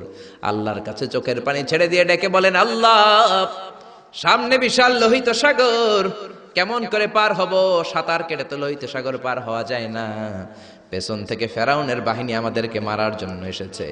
আল্লাহ বললেন, মুসা দোয়ার দরকার নাই, তোমার লাঠি দিছি কোন কাজের লাগে? লাঠি দিয়েছি ব্রিজ বানাবা, সাপ বানাবা, বড় বড় জিনিস বানাবা। তোমার হাতের লাঠিটা লোহিত সাগরের মধ্যে রেখে দাও, বিশাল রাস্তা আমি এমনিতেই বানিয়ে দেব। সাইয়েদনা মুসা আলাইহিস সালাম লাঠি ফেললেন, লোহিত সাগরের এক মাথা থেকে আরেক মাথা বিশাল রাস্তা। লোহিত সাগর আমি অনেকবার গিয়েছি। Red Sea, it's a border sea between KSA, the Kingdom of Saudi Arabia, and the Arab Republic of Egypt. মিশর এবং সৌদি আরবের মাঝখানে বর্ডার সাগর, এটা লোহিত সাগর। এটার এই মাথায় দাঁড়ালে ওই মাথায় সৌদি আরব। সুবহানাল্লাহ কইবেন না? জেদ্দা নগরী। এই লোহিত সাগরে ফেরাউন ডুবে মরেছে। অনেকে বলে নীল নদে ডুবে মরেছে, ভুয়া কথা। আমি ফেরাউনের দেশের মানুষ মিয়া, এই তথ্য আমার কাছ থেকে শুনেন। আমি ফেরাউনের দেশে ছিলাম 5 বছর, নীল নদের পানি খেয়েছি আমি 5 বছর। সরাসরি নীল নদ থেকে নিয়ে খাই নাই। আবার মিশরের সরকার রিফাইনিং করে, পরিশোধন করে পাইপলাইনের মাধ্যমে গোটা মিশরে ছড়িয়ে দিয়েছে। নীল নদ লম্বায় সবচেয়ে বড়, আড়াআড়িতে বড় নয়। আপনি ভালো সাঁতার জানলে আড়াআড়ি পাশের দিক থেকে আপনি নীল নদকে ক্রস করে ওদিকে চলে যেতে পারবেন। কিন্তু লম্বা এটা 6695 কিলোমিটার লম্বা, পৃথিবীর সবচেয়ে বড় নদ। এটা জান্নাতের নদ। বিশ্বনবী যখন মেরাজে গেলেন, 2টা নদী সিদরাতুল মুনতাহা থেকে জান্নাতে চলে যায়, আর 2টা নদী জান্নাত থেকে পৃথিবীর দিকে নামে। বিশ্বনবী ডেকে বললেন, জিব্রাইল, যেই 2টা নদী জান্নাত থেকে দুনিয়ায় নামে, এই নদীটার নাম কি? বিশ্বনবী বললেন, একটা ইরাকের ফোরাত নদী, আর একটা হলো আপনার ভাই মুসার দেশ মিশরের নীল নদী। কোন সুবহানাল্লাহ। ফেরাউন বলল, আমি জীবনে মুসারে আসতে দিব না পৃথিবীতে। আল্লাহ বললেন, তোর ঘরে আমি মুসারে বড় করে ছাড়বো। কোন ঠিক কিনা? মুসার মা মুসা আলাইহিস সালামকে সিন্ধুকে করে এই নীল নদে ভাসিয়ে দিয়েছেন। ফেরাউন এই নীল নদে মরে নাই, সে মরেছে লোহিত সাগরে মরে। বিশাল লোহিত সাগরে রাস্তা হয়ে গেল। সাইয়েদনা মুসা আলাইহিস সালাম আল্লাহর শুকরিয়া করে বনি ইসরাইলের মুমিন বান্দাদেরকে নিয়ে, তার কর্মীদেরকে নিয়ে, তার অনুসারীদেরকে নিয়ে, তার সদস্যদেরকে নিয়ে রওনা হলেন। দৌড়াতে দৌড়াতে লোহিত সাগরের এই মাথা থেকে ওই মাথা চলে গেলেন। ফেরাউন ইন দ্য মিন টাইমে চলে এসেছে তার বাহিনী নিয়ে। এসে দেখে মাশাআল্লাহ এত সুন্দর রাস্তা, বিশাল ব্রিজ, চমৎকার শক্ত ব্রিজ। বাঁশ টাস দেওয়া হয় নাই, যে ব্রিজের ভিতরে দেওয়া হয়েছে শক্ত রড। এই ব্রিজ দেখে তো মহা খুশি, মনে হয় যেন ওর বাবার টাকায় ব্রিজ বানানো হয়েছে। সে অর্ডার করলো, march on the bridge, march on my soldiers on the bridge and try to reach মুসাস। আমার এই সামনের ব্রিজটা পার হয়ে যাও, মুসাকে খপ করে ধরে নাও, আল্লাহকে দ্বারা ধরাইতেছি আমি। ফেরাউনের অর্ডার শুনে সেনাবাহিনীরা লেফট রাইট করে মার্চ করতে শুরু করলো। যেতে যেতে ব্রিজের এই মাথা থেকে ফেরাউন সহ সৈনিকেরা যেতে যেতে ব্রিজের মাঝ বরাবর যখন চলে এসেছে, আল্লাহ মুসারে ডেকে বললেন, ও মুসা, অ্যাকশন নেবার মনে চায় কিনা? মুসা নেই বললেন, মনে চায়। অনেক জ্বালাইছে বেয়াদবটা আমারে, ঘুমাইতে দেয় নাই, খাইতে দেয় নাই, খালি হামলা চালায়। এখনো এরকম মুসলমানদের ঘরে ঘরে হামলা আছে না নাই? ঘরে ঘুমাতে পারে না, নিজ এলাকায় থাকতে পারে না, অন্য থানায় চলে যায়, অন্য গ্রামে চলে যায়, রাতের ঘুম নাই, আত্মীয় স্বজনের সাথে দেখা নাই। দুনিয়ার বুকে কষ্ট করে যাও, জান্নাতের দরজা আল্লাহ তোমাদের জন্য খুলে রেখেছে। আল্লাহ বললেন, অ্যাকশন নিবার মন চায় কিনা মুসা? মুসা বললেন, অবশ্যই। আল্লাহ বললেন, অ্যাকশন নিতে চাইলে আর দেরি করা যাবে না, লাঠিটা তোলো। সুবহানাল্লাহ কইবেন না? মুসা আলাইহিস সালাম লাঠি তুললেন। লাঠি তোলার সাথে সাথে লোহিত সাগরের এই মাথা থেকে ওই মাথার বিশাল ব্রিজ, পুরো ব্রিজটাইকে ভ্যানিশ করে দিল কে? উদাও, কোনো ব্রিজ নাই, শূন্যের মধ্যে সবগুলো থপাস থপাস করে পানিতে পড়তে শুরু করেছে। ও মিয়া, লোহিত সাগর এটা বাংলাদেশের পদ্মা যমুনার মতো হবে মনে হয়। তাহলে মেঘনা নদীর মতো, ব্রহ্মপুত্র, কপোতাক্ষ নদ, বিশাল বড় সাগর, কোন কুল কিরানা পায় না। আবার মেঘনা নদীর মতো হলে মিঠা পানির পানি গিলে গিলে খাওয়া যেত। সাগরের পানি কি মিঠা পানি নাকি লোনা পানি?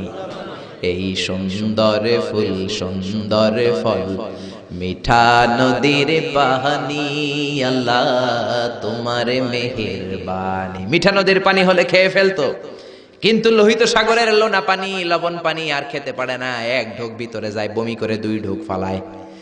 খেতে খেতে খেতে খেতে ফেরাউনের পেটটা এত বড় হয়েছে, আজীবন খেয়েছে মানুষের বাড়ির লাউ, অন্যের বাড়ির কদু, অন্যের বাড়ির খাসির রান। আজকে বেয়াদবের বাচ্চাটারে লোহিত সাগরের লবণের পানির মধ্যে সুবাইকে পানি খেতে খেতে পেট এত বড়। এবার হাত তুলে কয় আমি ভালো মানুষ। কি বলে? আমি ভালো মানুষ, আমি ঈমান আনলাম। বনি ইসরাইলের লোকেরা যার প্রতি ঈমান এনেছে, মুসার রব, হারুনের রব, ওই আল্লাহর ছাড়া আমি কাউরে মানি না। কত ভালো মানুষ দেখছেন।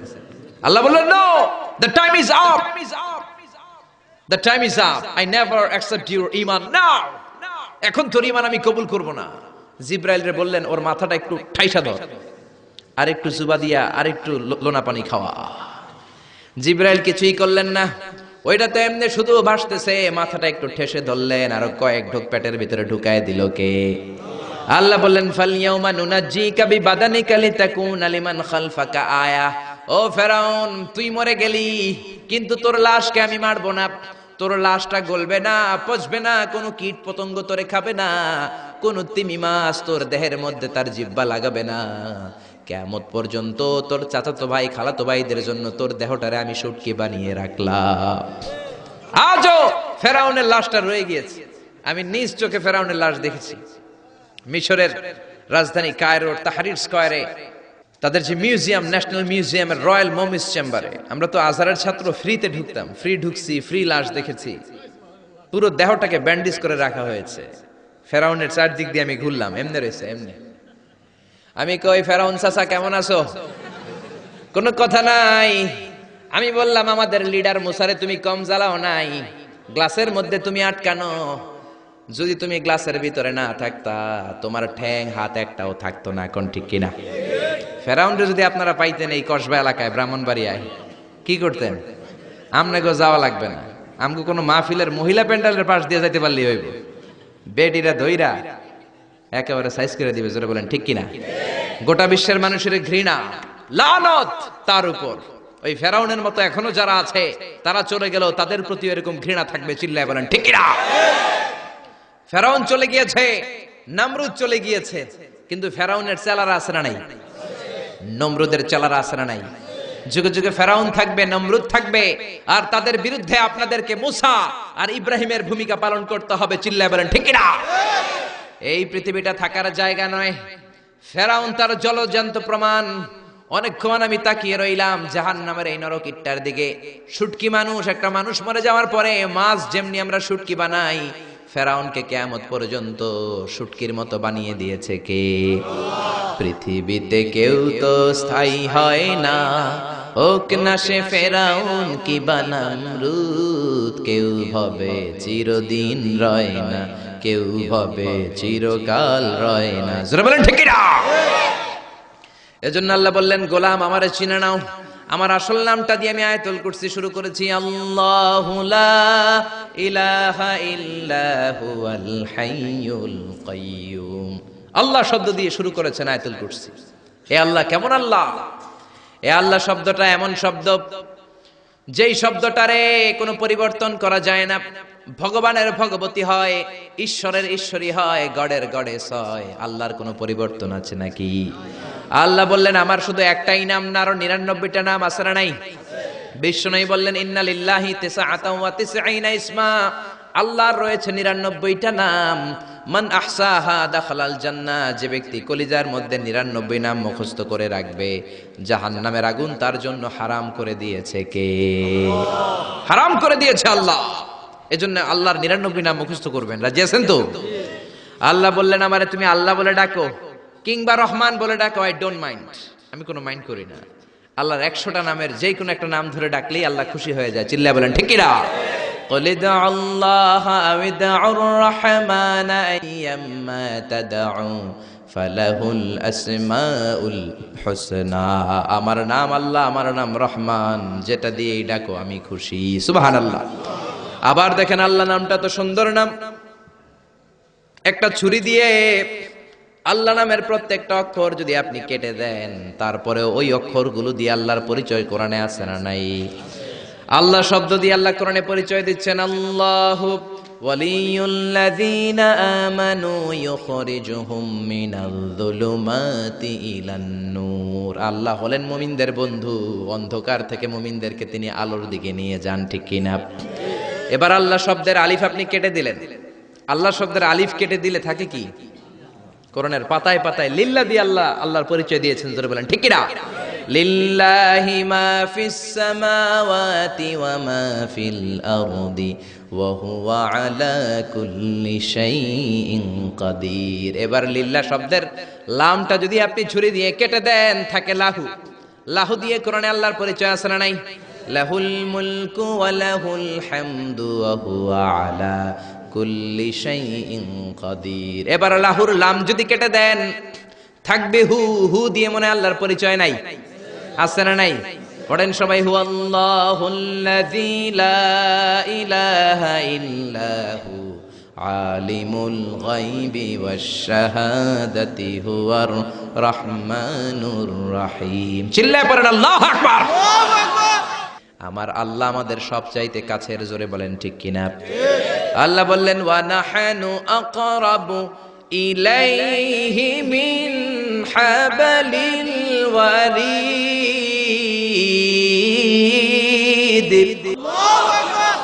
আমি আমার বান্দার শাহরগ, কণ্ঠনালী, যেখানে শ্বাসনালী রয়েছে, ওই শ্বাসনালীর রগের চাইতো বান্দার বেশি কাছে থাকি। কোন সুবহানাল্লাহ।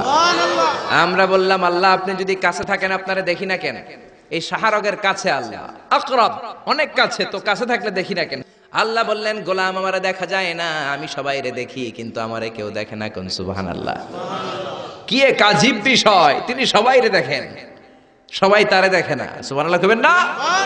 লা তুদরিকুহুল আবসার ওয়া হুয়া ইউদরিকুল আবসার ওয়া হুয়াল লাতীফুল খাবীর। লা তুদরিকুহুল আবসার, গোটা বিশ্বের কোন চোখ আল্লাহরে দেখে না, কিন্তু আল্লাহর চোখ সবাইরে দেখে। চিল্লায় বলেন ঠিক কি না?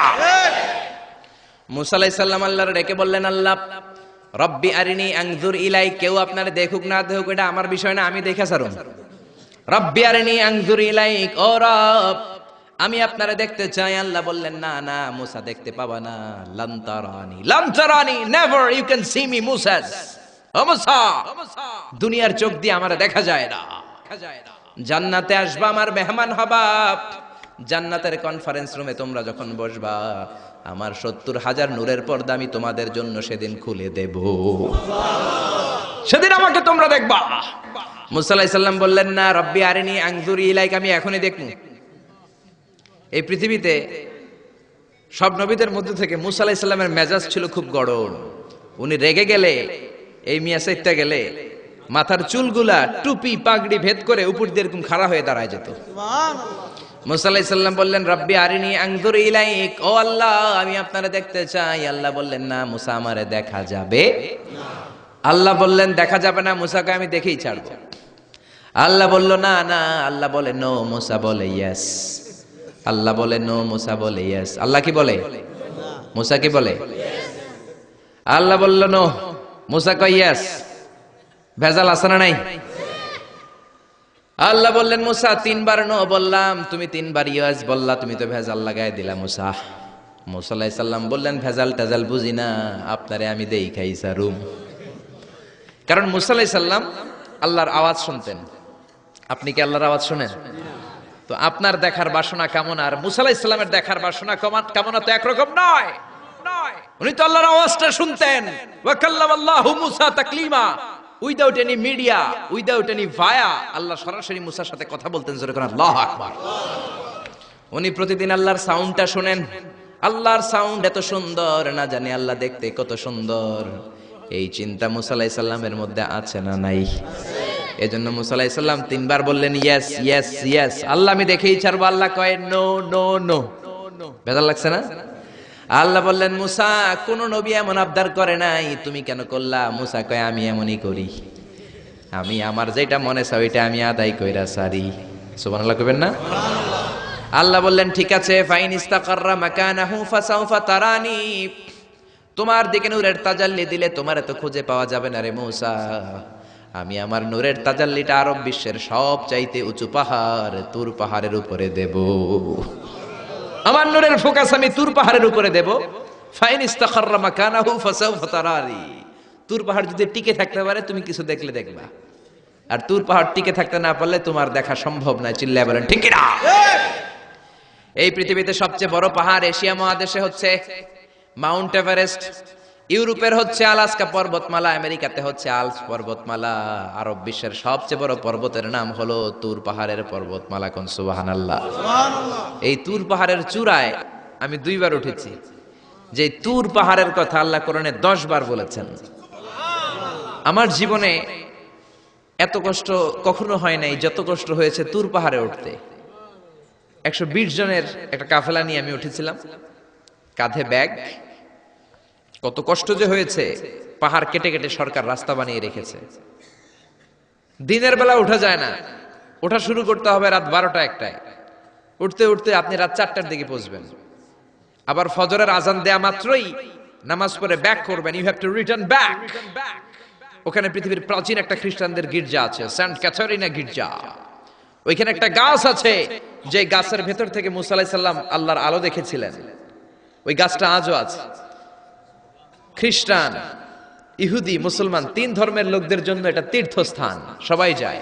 ওই গাছের গোড়া দিয়ে প্রতি বছর নতুন গাছ গজায়। খ্রিস্টানরা ওইখানে মনের কথা লিখে, গার্লফ্রেন্ডের নাম লিখে দিয়ে আসে কাগজে, যাতে দেশে আসলে গার্লফ্রেন্ডের সাথে বিয়ে হয়ে যায়। ওই গাছে লাগাই দিলে আপনার গাছ কিছু করতে পারবে না, সুতা লাগাইলে সুতা আপনারা কিছু করতে পারবে না। মিয়া করতে পারে একজন, তিনি কে? চূড়ায় উঠলাম ফজরের সময়। এত কষ্ট হয়েছে এই তুর পাহাড়ের চূড়ায় উঠতে, অসম্ভব কষ্ট। বাংলাদেশের পাহাড়গুলো মাটির পাহাড়। আপনি বান্দরবানের চিম্বুক পাহাড়ে যান, আমি উঠেছি চিম্বুকের চূড়ায়, সেনাবাহিনীর মিলিটারি ক্যাম্প আছে ওখানে। 3টার দিকেও চমৎকার বাতাস, সমস্যা নাই, কারণ পাথরটা মাটির পাথর, মাটির পাহাড়। পাহাড়টা কিসের পাহাড়? আর আরব বিশ্বের পাহাড়গুলো পাথরের পাহাড়। ওই পাথরের কন্টাকে যদি সানশাইন লাগে, সূর্যের আলো লাগে, 2 ঘন্টার মধ্যে মরুভূমির মতো গরম হয়ে যায়, আর থাকা যায় না। আমরা নেমে আসলাম ফজরের নামাজ পড়ে। আল্লাহ বললেন মুসা ঠিক আছে, বায়না যখন ধরেছ, আমার নূর দেখতে চাও, তাড়াতাড়ি তুর পাহাড়ের উপরে উঠে যাও। আগামীকাল তুর পাহাড়ের উপরে তুমি এতটার সময় আসবা, আমি আমার নূরের তাজাল্লি তুর পাহাড়ে দিয়ে দেব। যদি তুর পাহাড় টিকতে পারে তুমি দেখবা। মুসা আলাইহিস সালাম তো খুশিতে বাকবাকুম। এতদিন আল্লাহর আওয়াজ শুনতাম, এখন আল্লাহরে দেখবো, নূর দেখা যাবে। পরের দিন ওযু করে গোসল করে সাইয়েদনা মুসা আলাইহিস সালাম দৌড়াতে দৌড়াতে টাইমের আগেই হাজির। টাইমের আগেই যে তুর পাহাড়ের উপরে হাজির। আল্লাহ বললেন মুসা এত আগে আসলা কেন? মুসা কয় আমার তো আর সয় না। কোন সুবহানাল্লাহ। আল্লাহ বললেন আমার সব কাজ টাইমলি হয়। সময় যখন হলো, শেষবারের মতো আল্লাহ মুসা আলাইহিস সালাম রে জিজ্ঞেস করলেন, মুসা তুমি কি আসলেই আমার নূর দেখতে চাও কিনা?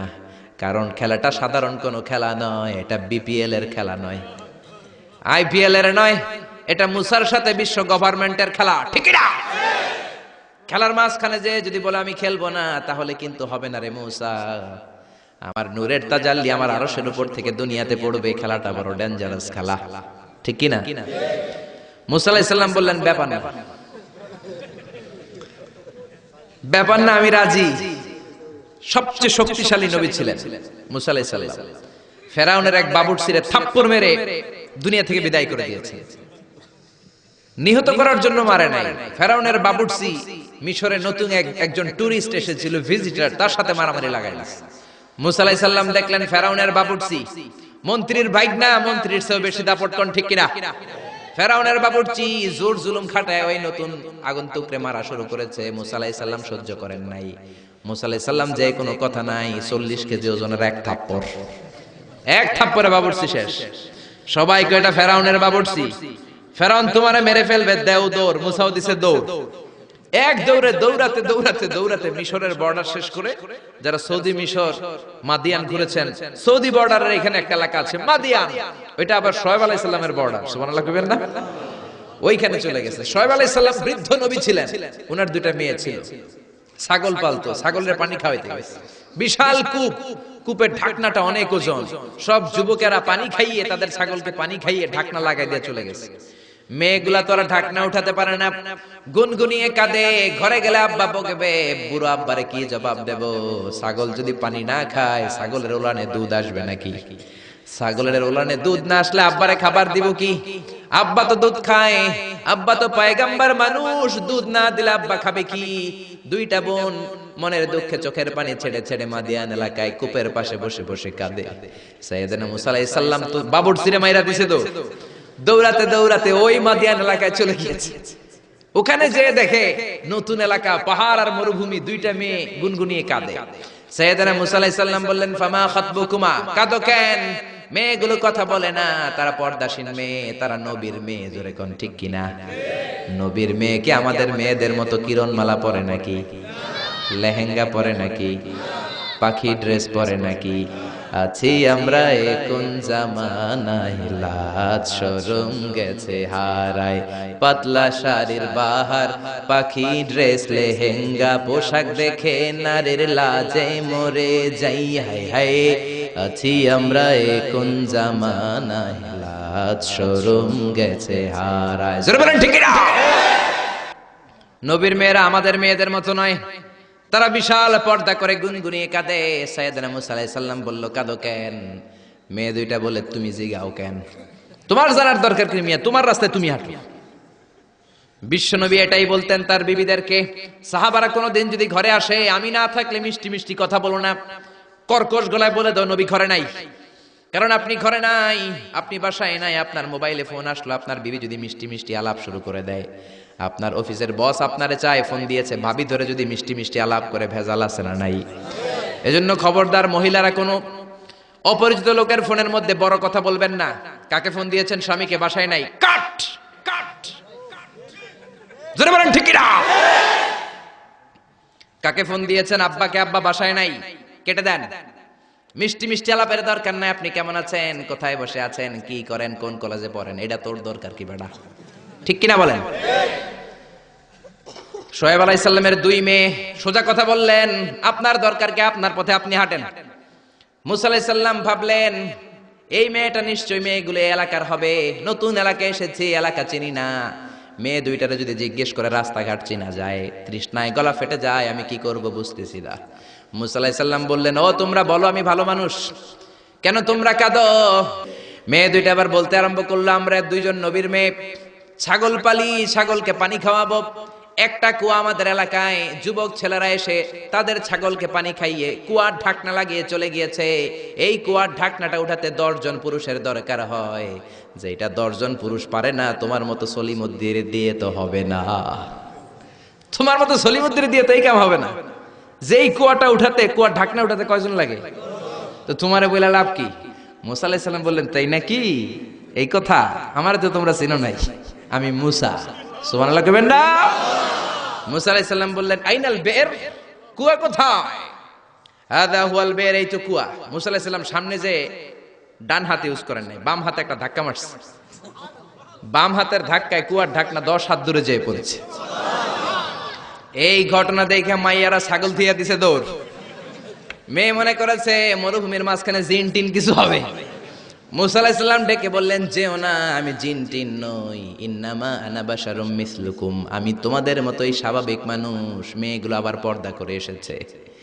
মুসা আলাইহিস সালাম বললেন, আমিও তৃষ্ণার্ত, আমি আগে পানি খাই, তোমাদের ছাগলগুলোরও খাওয়াই। এইবার তো মেয়েরা খুশিতে বাকবাকুম। ঘরে কোনো কর্মচারী নাই, নতুন একটা কাজের লোক পাওয়া গেছে, আর আমাদেরকে ছাগল নিয়ে পানি খাওয়ানোর জন্য আশা লাগবে না। মুসা আলাইহিস সালাম বললেন, আমি এইখানে পথিক মানুষ, থাকার জায়গা নাই। মেয়েরা বলল, সমস্যা নাই, ব্যাপার না, বাসায় চলেন। বাড়িতে যে বাবারা কয়, বাবা এই নবী মুসা, এই লোকটা আগন্তুক হিসেবে এসেছে, কাজের জন্য রেখে দেন। মুসা আলাইহিস সালামের গায়ে এরকম শক্তি দিয়েছিল কে? আল্লাহ। ওই মুসা আলাইহিস সালাম বলেন, ইয়েস, আল্লাহ বলে। মুসা বলে, আল্লাহ বলে। আল্লাহ বললেন মুসা আমারে তুমি দেখতে চাও, তুর পাহাড়ের মধ্যে সোজা হয়ে দাঁড়াও। সাইয়েদনা মুসা আলাইহিস সালাম সোজা হয়ে দাঁড়িয়ে রইলেন। ঘটনা মনে আছে তো? একটা আবার আরেকটার সাথে পেঁচায় ফেলতেছেন না তো? মুসা আলাইহিস সালাম শক্ত করে দাঁড়িয়ে রইলেন। আল্লাহ বললেন মুসা, এই খেলাটা সাধারণ খেলা না, তোমার সাথে আমি আল্লাহর খেলা, দেখবা কিনা বলো? মুসা কয় আমি রাজি। মুসা কি কয়? আমি রাজি। আল্লাহ বললেন okay, now I am gonna start the game. আমি এবার গেম শুরু করে দেব মুসা। ডানে বায়ে সামনে পেছনে চতুর্দিকে 12 ফারসাক এরিয়া, 4 ফারসাক এরিয়া, 1 ফারসাকে 4 মাইল, 1 ফারসাকে 3 মাইল, 4 ফারসাকে 12 মাইল। 12 মাইল এরিয়ার মধ্যে যত মশা ছিল, মাছি ছিল, সাপ ছিল, ইঁদুর ছিল, ব্যাঙ ছিল, ঝিঝি পোকা ছিল। আল্লাহ বললেন 12 মাইল এরিয়ার বাইরে চলে যা, পুরো তুর পাহাড়ের এরিয়াটারে ফাঁকা করে দে, খেলা শুরু হবে। সুবহানাল্লাহ পড়েন। মশা, মাছি, ঝিঝি পোকা যত কিছু আছে সব 12 মাইল এরিয়ার বাইরে চলে গেল, সব চলে গিয়েছে। এবার মুসা আলাইহিস সালাম দাঁড়িয়ে রইলেন। আল্লাহ বললেন ও জিব্রাইল, তুমিও 12 মাইল এরিয়ার বাইরে চলে যাও। সাইয়েদনা জিব্রাইল ডেকে বলে, আল্লাহ, সৃষ্টির শুরু থেকে আজ পর্যন্ত আমিও তো তোমার নূর দেখি নাই। আল্লাহু আকবার। সিদরাতুল মুনতাহার এইখানে কান লাগিয়ে তোমার আদেশগুলো শুনি, তোমার অর্ডারগুলো নবীদের কাছে আমি উপর থেকে পৌঁছে দেই, আমিও তো তোমার নূর দেখি নাই। আমার ভাই মুসা নবীর সাথে আমিও যদি একটু নূর দেখতে পারি, সমস্যাটা কোথায়? আল্লাহ বললেন না, সমস্যা আছে, কারণ খেলা তো তোমার সাথে আমার না, খেলা আল্লাহর সাথে মুসার। জোরে কোন ঠিক কিনা? তুমিও 12 মাইল এরিয়ার বাইরে চলে যাও। চলে গেল।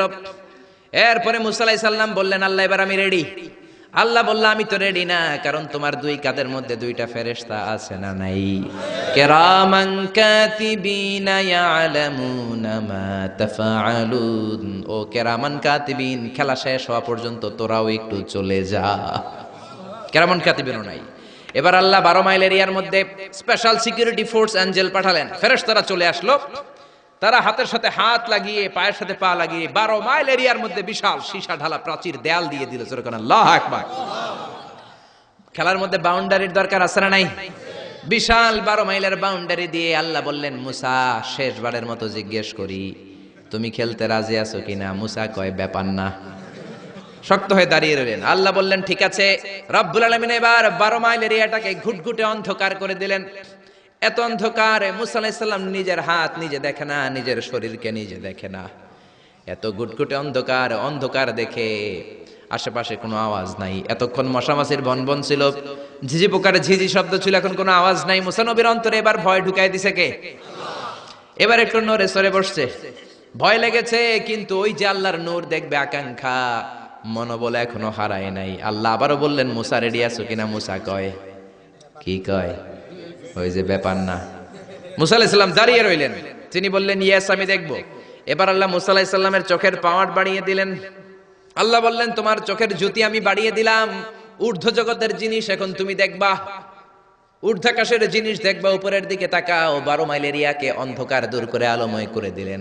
এবার সাইয়েদনা মুসা আলাইহিস সালামের চোখে এত পাওয়ার, উপরের দিকে তাকিয়ে সব দেখতে পেলেন। কোন সুবহানাল্লাহ। তাকিয়ে দেখলেন প্রথম আকাশের মহাশূন্য, তারপরে প্রথম আকাশ। আমরা যেটা দেখি এটা কিন্তু প্রথম আকাশ না। আপনি জীবনও আকাশ দেখেন নাই। আকাশ কি এত কাছে? আপনি যা দেখেন it's a space, open space. প্রথম আকাশের মহাশূন্য, তারপরে প্রথম আকাশ, তারপরে দ্বিতীয় আকাশের মহাশূন্য, তারপরে দ্বিতীয় আকাশ, তারপরে তৃতীয় আকাশের মহাশূন্য, তারপরে তৃতীয় আকাশ। আপনারা সূর্য, চন্দ্র, galaxy, Milky Way, black hole, Proxima Centauri, Alpha Centauri, Alpha Centauri B, যা দেখেন সব প্রথম আকাশের মহাশূন্যের ভেতরে। চিল্লায় বলেন ঠিক কিনা? মুসা আলাইহিস সালাম তাকিয়ে দেখলেন তারা দেখা যায়।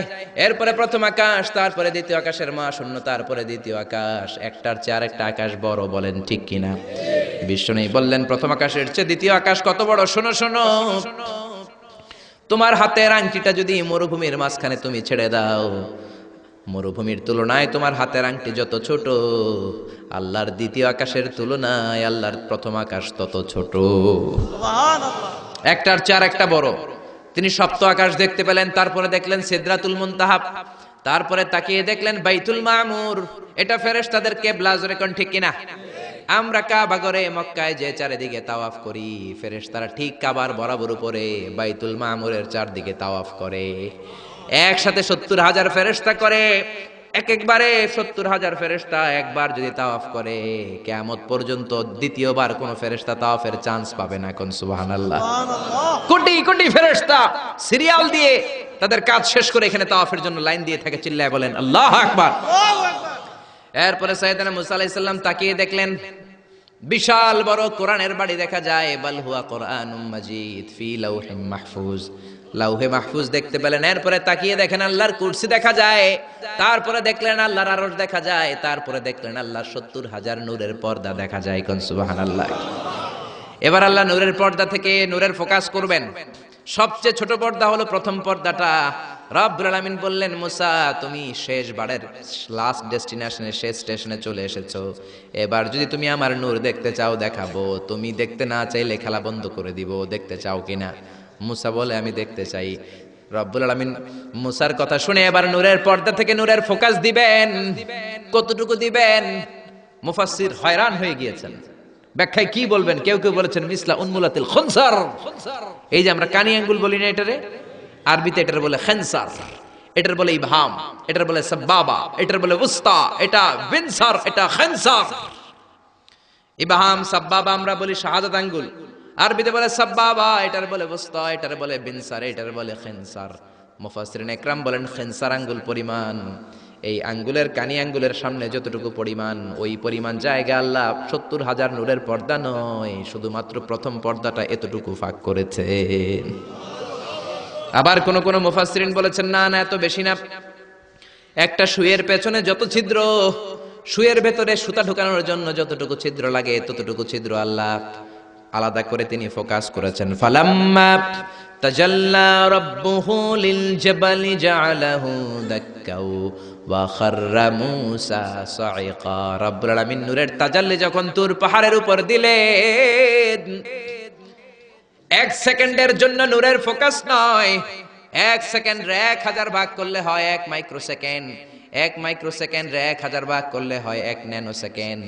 1 ন্যানো সেকেন্ডের জন্য রব্বুল আলামিন নূরের ফোকাস দিলেন। কোন সুবহানাল্লাহ। ওই নূরের ফোকাস পে ফালাম্মা তাজাল্লা রাব্বুহু লিল জাবালি জাআলাহু দাক্কা ওয়া খাররা মূসা সাইকা, মুহূর্তের মধ্যে বিশাল সিলসিলাত তুরে সাইরা আল্লাহর নূরের তাজাল্লিতে জ্বলে পুড়ে মেসাকার হয়ে যায়। মূসা আলাইহিস সালাম কি আর দেখবে, এটা তো 1 সেকেন্ডও না। 1 সেকেন্ডে 1000 ভাগ করলে 1 মাইক্রোসেকেন্ড, 1 মাইক্রোসেকেন্ডকে 1000 ভাগ করলে 1 ন্যানো সেকেন্ড। 1 ন্যানো সেকেন্ডের জন্য নূরের ঝলক মেরেছেন। ওই নূরের ঝলকে তুর পাহাড় জ্বলে যায়। সাইয়েদনা মূসা আলাইহিস সালাম বেহুশ হয়ে পাহাড়ের উপরে পড়ে যায়। কোন সুবহানাল্লাহ। হুশ ফেরার পরে হাত জোর করে আল্লাহর কাছে ক্ষমা চায়, মাবুদ রে আর জীবনে বায়না ধরবো না, আর জীবনে বলবো না আমি তোমারে দেখতে চাই, জনমের স্বাদ মিটে গেছে। কিছুই দেখতে পারে নাই, এক তাজাল্লিতে বেহুশ হয়ে পড়ে গিয়েছে। চিৎকার করে পড়েন না আল্লাহু আকবার। সে আল্লাহ বলছেন লা তুদরিকুহুল আবসার ওয়া হুয়া ইউদরিকুল আবসার ওয়া হুয়াল লাতীফুল খাবীর। আয়াতুল কুরসি শুরু হয়েছে কোন শব্দ দিয়ে? আল্লাহ শব্দ দিয়ে। আল্লাহ বললেন আল্লাহু লা ইলাহা ইল্লাহু, তিনি ছাড়া কোনো ইলাহ নাই। ইলাহ একজন, মাবুদ একজন, চাইতে হবে তার কাছে। জোরে বলেন ঠিক কিনা? এজন্য খাজা বাবার কাছে নয়, দয়াল বাবার কাছে নয়, পাগলা বাবার কাছে নয়, ল্যাংটা বাবার কাছে নয়, চাইতে হবে কার কাছে? আল্লাহর কাছে চাইবেন, গণকের কাছেও না, জ্যোতিষ বাবার কাছেও না। জোরে কোন ঠিক কিনা? অনেকে জ্যোতিষের কাছে চায়, আসলে নাই। রাশিফল দেখে উল্টা পাল্টা বলে। আপনি আপনার বন্ধুরে নিয়ে গেলেন, বললেন জ্যোতিষ বাবা আমার কোন রাশি, আমার বন্ধুর কোন রাশি? জ্যোতিষ বাবা বলবে তোর ভাল্লুক রাশি, তোর বন্ধুর উল্লুক রাশি। এটার ভাল্লুক রাশি, ওইটার আন্দাজে কথা বলে। এজন্য এদের কাছে চাওয়া যাবে না, চাইতে হবে একজনের কাছে। তিনি কে? তার মানে আয়াতুল কুরসির শুরুতে আল্লাহ তাওহীদের ফোকাস দিলেন। তাওহীদ আপনার জীবনের সবচাইতে দামি জিনিস। তাওহীদ শেষ, আপনি শেষ। তাওহীদের বিপরীত হচ্ছে শিরক। তাওহীদের বিপরীত কি? এই শিরক, এটা ক্যান্সারের চেয়ে ভয়ঙ্কর। ক্যান্সার এত মারাত্মক নয়, শিরক যতটা মারাত্মক। ক্যান্সারের অ্যানসার আছে, শিরকের অ্যানসার নাই। ক্যান্সারের অ্যানসার পাওয়া যায়, শিরকের অ্যানসার পাওয়া যায় না, ঠিক কিনা? ইন্নাল্লাহা লা ইয়াগফিরু আন ইউশরাকা বিহি, আল্লাহ শিরক ছাড়া সব গুনাহকে ক্ষমা করে দিতে পারেন, শিরকের গুনাহ আল্লাহ কখনো ক্ষমা করেন না। কোন ঠিক কিনা? আবার হাদিসে কুদসিতে আল্লাহ বললেন গোলাম কিয়ামতের দিন পাহাড় পরিমাণ গুনাহ নিয়ে এসেছো, জমিন পরিমাণ গুনাহ নিয়ে এসেছো, ওই গুনার মধ্যে যদি শিরকের গুনাহ না থাকে, আমি পাহাড় পরিমাণ ক্ষমা নিয়ে তোমার দরবারে হাজির হয়ে যাব। এজন্য শিরক করা যাবে না। জোরে বলেন ঠিক কিনা? আল্লাহ বলেন আল্লাহু লা ইলাহা ইল্লাহু, তিনি ছাড়া কোনো ইলাহ নাই। আল হাইয়ুল কাইয়ুম, তিনি হলেন শাশ্বত চিরঞ্জীব। আল হাই মানে দাইমুল হায়াত, দাইমুল বাকা, আজীবন তিনি থাকবেন, তিনি কোনদিন শেষ হবেন না। তিনি হলেন আল হাই। আল হাই মানে দাইমুল বাকা, আজীবন তিনি বেঁচে থাকবেন। সবাই মরে যাবে, তিনি থাকবেন। কোন ঠিক কিনা? কুল্লু মান আলাইহা ফানি ওয়া ইয়াবকা ওয়াজহু রাব্বিকা যুল জালালি ওয়াল ইকরাম ফাবিআইয়ি আলাই রাব্বিকুমা তুকাযযিবান। তিনি অক্ষয়, তিনি অব্যয়, তিনি অনাদি, তিনি অনন্ত, তিনি শাশ্বত, তিনি চিরঞ্জীব, তিনি সদা জাগ্রত, সদা সজাগ। চিল্লায় বলেন ঠিক কিনা? আজীবন তিনি বাঁচবেন, তিনি মরবেন না। এজন্য বলা হয় আল বাকাউ লিল্লাহ। আমাদের দেশে মানুষ মারা গেলে হু হু করে কাঁদা শুরু করে দেয়, আরব দেশে কাঁদে না। তারা কেরাতের সম্মেলন করে, কেউ মারা গেলে 3 দিন পরে কেরাত সম্মেলন করে। এই যে কেরাত সম্মেলন, বিশাল বড় কেরাত সম্মেলনের মধ্যে তারা তাদের মৃত ব্যক্তির জন্য দোয়া করে।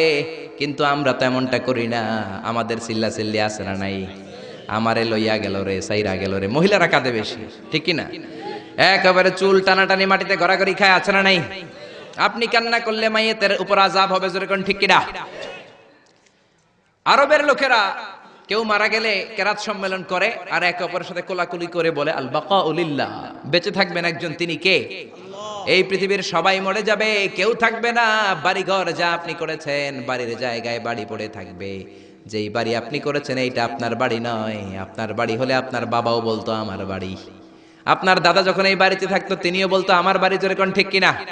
পরের জায়গা পরের বাড়ি, ঘর বাঁধিয়ায় আমি রই, আমি তো সেই ঘরের মালিক নই। পরের জায়গা পরের বাড়ি, ঘর বাঁধিয়ায় আমি রই, আমি তো সেই ঘরের মালিক নই। চিল্লায় বলেন না ঠিক কিনা? সবাই মরে যাবেন, সবাই আমরা মরে যাব। আল্লাহ মালাকুল মাউতকে ডেকে বলবেন, ও মালাকুল মাউত, আর কে কে বেঁচে আছে? মালাকুল মাউত বলবে, কেউ বেঁচে নাই, সব মানুষগুলোরে মেরে ফেললাম। আল্লাহ বলবেন, এবার জিনদেরকে মেরে ফেলো। জিনগুলারও মেরে ফেলা হবে। এবার আল্লাহ ডেকে বলবেন, ইয়া মালাকুল মাউত আখবিরনি মান ইয়াবকা, কে কে বেঁচে আছে বলো। মালাকুল মাউত বলবে, আল্লাহ কেউ বেঁচে নাই, জিনেরাও শেষ। আল্লাহ বলবে, এবার ইবলিস রে ধর। কারে ধর? সবাইকে মারতে যত কষ্ট দিয়েছো, ইবলিসকে ডবল কষ্ট দিয়ে মারো। মালাকুল মাউত বলবে, ইবলিসও শেষ। আল্লাহ বলবেন, এবার ফেরেশতাদেরকে মারো। মালাকুল মাউত বলবে, ফেরেশতারাও শেষ। আল্লাহ বলবে, আখবিরনি মান ইয়াবকা, আর কে কে বেঁচে আছে বলো। মালাকুল মাউত বলবে, আল্লাহ শুধুমাত্র 4 জন ফেরেশতা বাকি। চিল্লায় বলেন কয়জন? জিব্রাইল, ইসরাফিল, মিকাইল আর আমি আজরাইল। আল্লাহ বলবেন, জিব্রাইলের রূহ কবজ করে আনো, মিকাইলের রূহ কবজ করে আনো, ইসরাফিলের রূহ কবজ করে আনো। এবার আল্লাহ বলবেন, ইয়া মালাকুল মাউত আখবিরনি মান ইয়াবকা, আর কে কে বেঁচে আছে বলো। মালাকুল মাউত বলবে, আল্লাহ মহাবিশ্বে আর কেউ বেঁচে নাই, শুধুমাত্র 2 জন ছাড়া। এক হলেন আপনি আল হাইয়ুল কাইয়ুম, শাশ্বত চিরঞ্জীব, আপনার কোনো লয় নাই, ক্ষয় নাই, অব্যয় অক্ষয়, সদা জাগ্রত, সদা সজাগ। আর হলাম আমি আপনার হুকুমের গোলাম আজরাইল। এই 2 জন ছাড়া মহাবিশ্বে আর কেউ বেঁচে নাই। আল্লাহ ডেকে বলবেন, আজরাইল সবাইকে তো মারলি, এইবার একটু তুই মর। এবার তুই মর, তুই মর। এই কথা শুনে মালাকুল মাউতের কাঁপুনি ছুটে যাবে। কাঁপতে কাঁপতে ডেকে বলবে, আল্লাহ সবাইকে আমি মারলাম, আমি মরবো কেন? আল্লাহ বলবেন, তুইও মরবি। মালাকুল মাউত বলল, আগে বলেন নাই কেন যে আমিও মরবো? আল্লাহ বললেন, তুই কি জানিস না, কুল্লু নাফসিন যায়িকাতুল মাউত, দুনিয়ার সবাইকে মৃত্যুর স্বাদ নিতে হবে। কোন ঠিক কি না? এজন্য ঘর ঘর কইরেন না মিয়া, এই দামি ঘর আপনার সাথে যাবে না। সুন্দর জামা পরে রইলেন, এটা দুনিয়ার জন্য, কবরে কিন্তু যাবে না। দামি ঘড়ি পরে রইলেন, ঘড়ি যাবে না। চোখে চশমা দিয়ে রইলেন, চশমাটা যাবে না। দামি টয়লেট বানালেন, ফিটিংস বানালেন, আপনার শেষ গোসলটা আপনার টয়লেটে হবে না। আপনার দামি ফিটিংস দিয়ে বানানো আপনার চমৎকার টয়লেটের মধ্যে 20টা বছর দামি এই টয়লেটের মধ্যে টাইলস করা টয়লেটে গোসল করলেন, আপনার শেষ গোসলটাকে আপনার টয়লেটে হবে নাকি? আপনার দামি ফিটিংস দেয়া টয়লেটের মধ্যে গোসলখানায় আপনার শেষ গোসল হবে না। যেখানে মুর্দা ধোয়া হয়, মরা ধোয়া হয়, ওই জায়গায় আপনার গোসল হবে, ঠিক কি না? আল্লাহ ডেকে বলবেন, মালাকুল মাউত আখবিরনি মাইয়া বাকা, কে কে বেঁচে আছে বল। আল্লাহ, আমি ছাড়া আর কেউ নাই। আল্লাহ বলবে, তুই মর, তুই মর। শুনে কাঁপতে কাঁপতে ডেকে বলবে, আল্লাহ, সৃষ্টির শুরুতে যদি আমি জানতাম আমাকেও একদিন মরতে হবে, তাহলে এই মৃত্যু ফেরেশতার দায়িত্ব নিতে আমি ক্ষমা চাইতাম। আমি বলতাম, আমার ভাই জিব্রাইল রে আপনি মালাকুল মাউত বানিয়ে দেন, আমাকে আপনি জিব্রাইলের ওহী বন্টনের দায়িত্ব দেন, কিংবা ইসরাফিলের দায়িত্ব, সিংহায় ফুৎকার দায়িত্বটা আপনি আমারে দেন। ইসরাফিল রে মালাকুল মাউত বানিয়ে দেন, কিংবা আপনি মিকাইলের বৃষ্টি বন্টন করার দায়িত্বটা আমারে দিয়ে দেন, মিকাইলকে আপনি আজরাইল বানিয়ে দেন। আল্লাহ বলবেন, কথা নাই, জান্নাত জাহান্নামের মাঝ বরাবর যে দাঁড়া। জান্নাত জাহান্নামের মাঝ বরাবর যে একটা জায়গা আছে, জায়গাটার নাম হলো আরাফ। ওইখানে কাঁপতে কাঁপতে কাঁপতে দাঁড়াবে। আল্লাহ বলবেন, মালাকুল মাউত কথা বলে আর কেঁপে লাভ নাই, মরতে তোমাকে হবেই। মুত ইয়া মালাকুল মাউত, মর, মরে যা। এক ধমক দেওয়ার সাথে সাথে চিৎকার মেরে মালাকুল মাউত জান্নাত জাহান্নামের মাঝখানে বিকট একটা চিৎকার মেরে বেহুশ হয়ে ওইখানেই মরে যাবে। বিশ্বনবী বলেন, মালাকুল মাউতের চিৎকার এত ভয়ঙ্কর হবে সেদিন, ওই চিৎকারের আওয়াজ যদি দুনিয়ার মানুষেরা শুনতো, কিয়ামতের জন্য আলাদা করে ইসরাফিলের সিংহার কোনো দরকার হতো না। ওই মালাকুল মাউতের চিৎকার শুনলে, ওই আওয়াজে, চিৎকারের আওয়াজে দুনিয়ার সব মানুষগুলো কানের পর্দা ফেটে লাশ হয়ে তখনই মরে যেত। এবার ডানেও কেউ নাই, বাঁয়েও কেউ নাই, সামনেও কেউ নাই, পেছনেও কেউ নাই, উপরেও কেউ নাই, নিচেও কেউ নাই, একজন ছাড়া। চিৎকার করে বলেন, তিনি কে? আল্লাহ এবার ডেকে বলবেন, লিমানিল মুলকুল ইয়াউম, লিমানিল মুলকুল ইয়াউম, who belongs the kingdom today. আজকে ক্ষমতা কার? এই যে ক্ষমতার বাড়াবাড়ি, এই যে ক্ষমতার অপব্যবহার, এই যে ক্ষমতা দিয়ে জুলুম করা, আজকে ক্ষমতা কার? আল্লাহ নিজেই বলবেন, লিমানিল মুলকুল ইয়াউমা লিল্লাহিল ওয়াহিদিল কাহ্হার। ক্ষমতা কারোর জন্য নয়, একজনের ছাড়া, তিনি কে? এজন্য আল্লাহ বললেন, আল্লাহু লা ইলাহা ইল্লা হুয়াল হাইয়ুল কাইয়্যুম। তিনি হলেন আল হাই, সব মরে যাবে, একজন ছাড়া, তিনি কে? তিনি হলেন আল কাইয়্যুম। কাইয়্যুম মানে যে নিজেই স্বপ্রতিষ্ঠিত। আপনি কি স্বপ্রতিষ্ঠিত?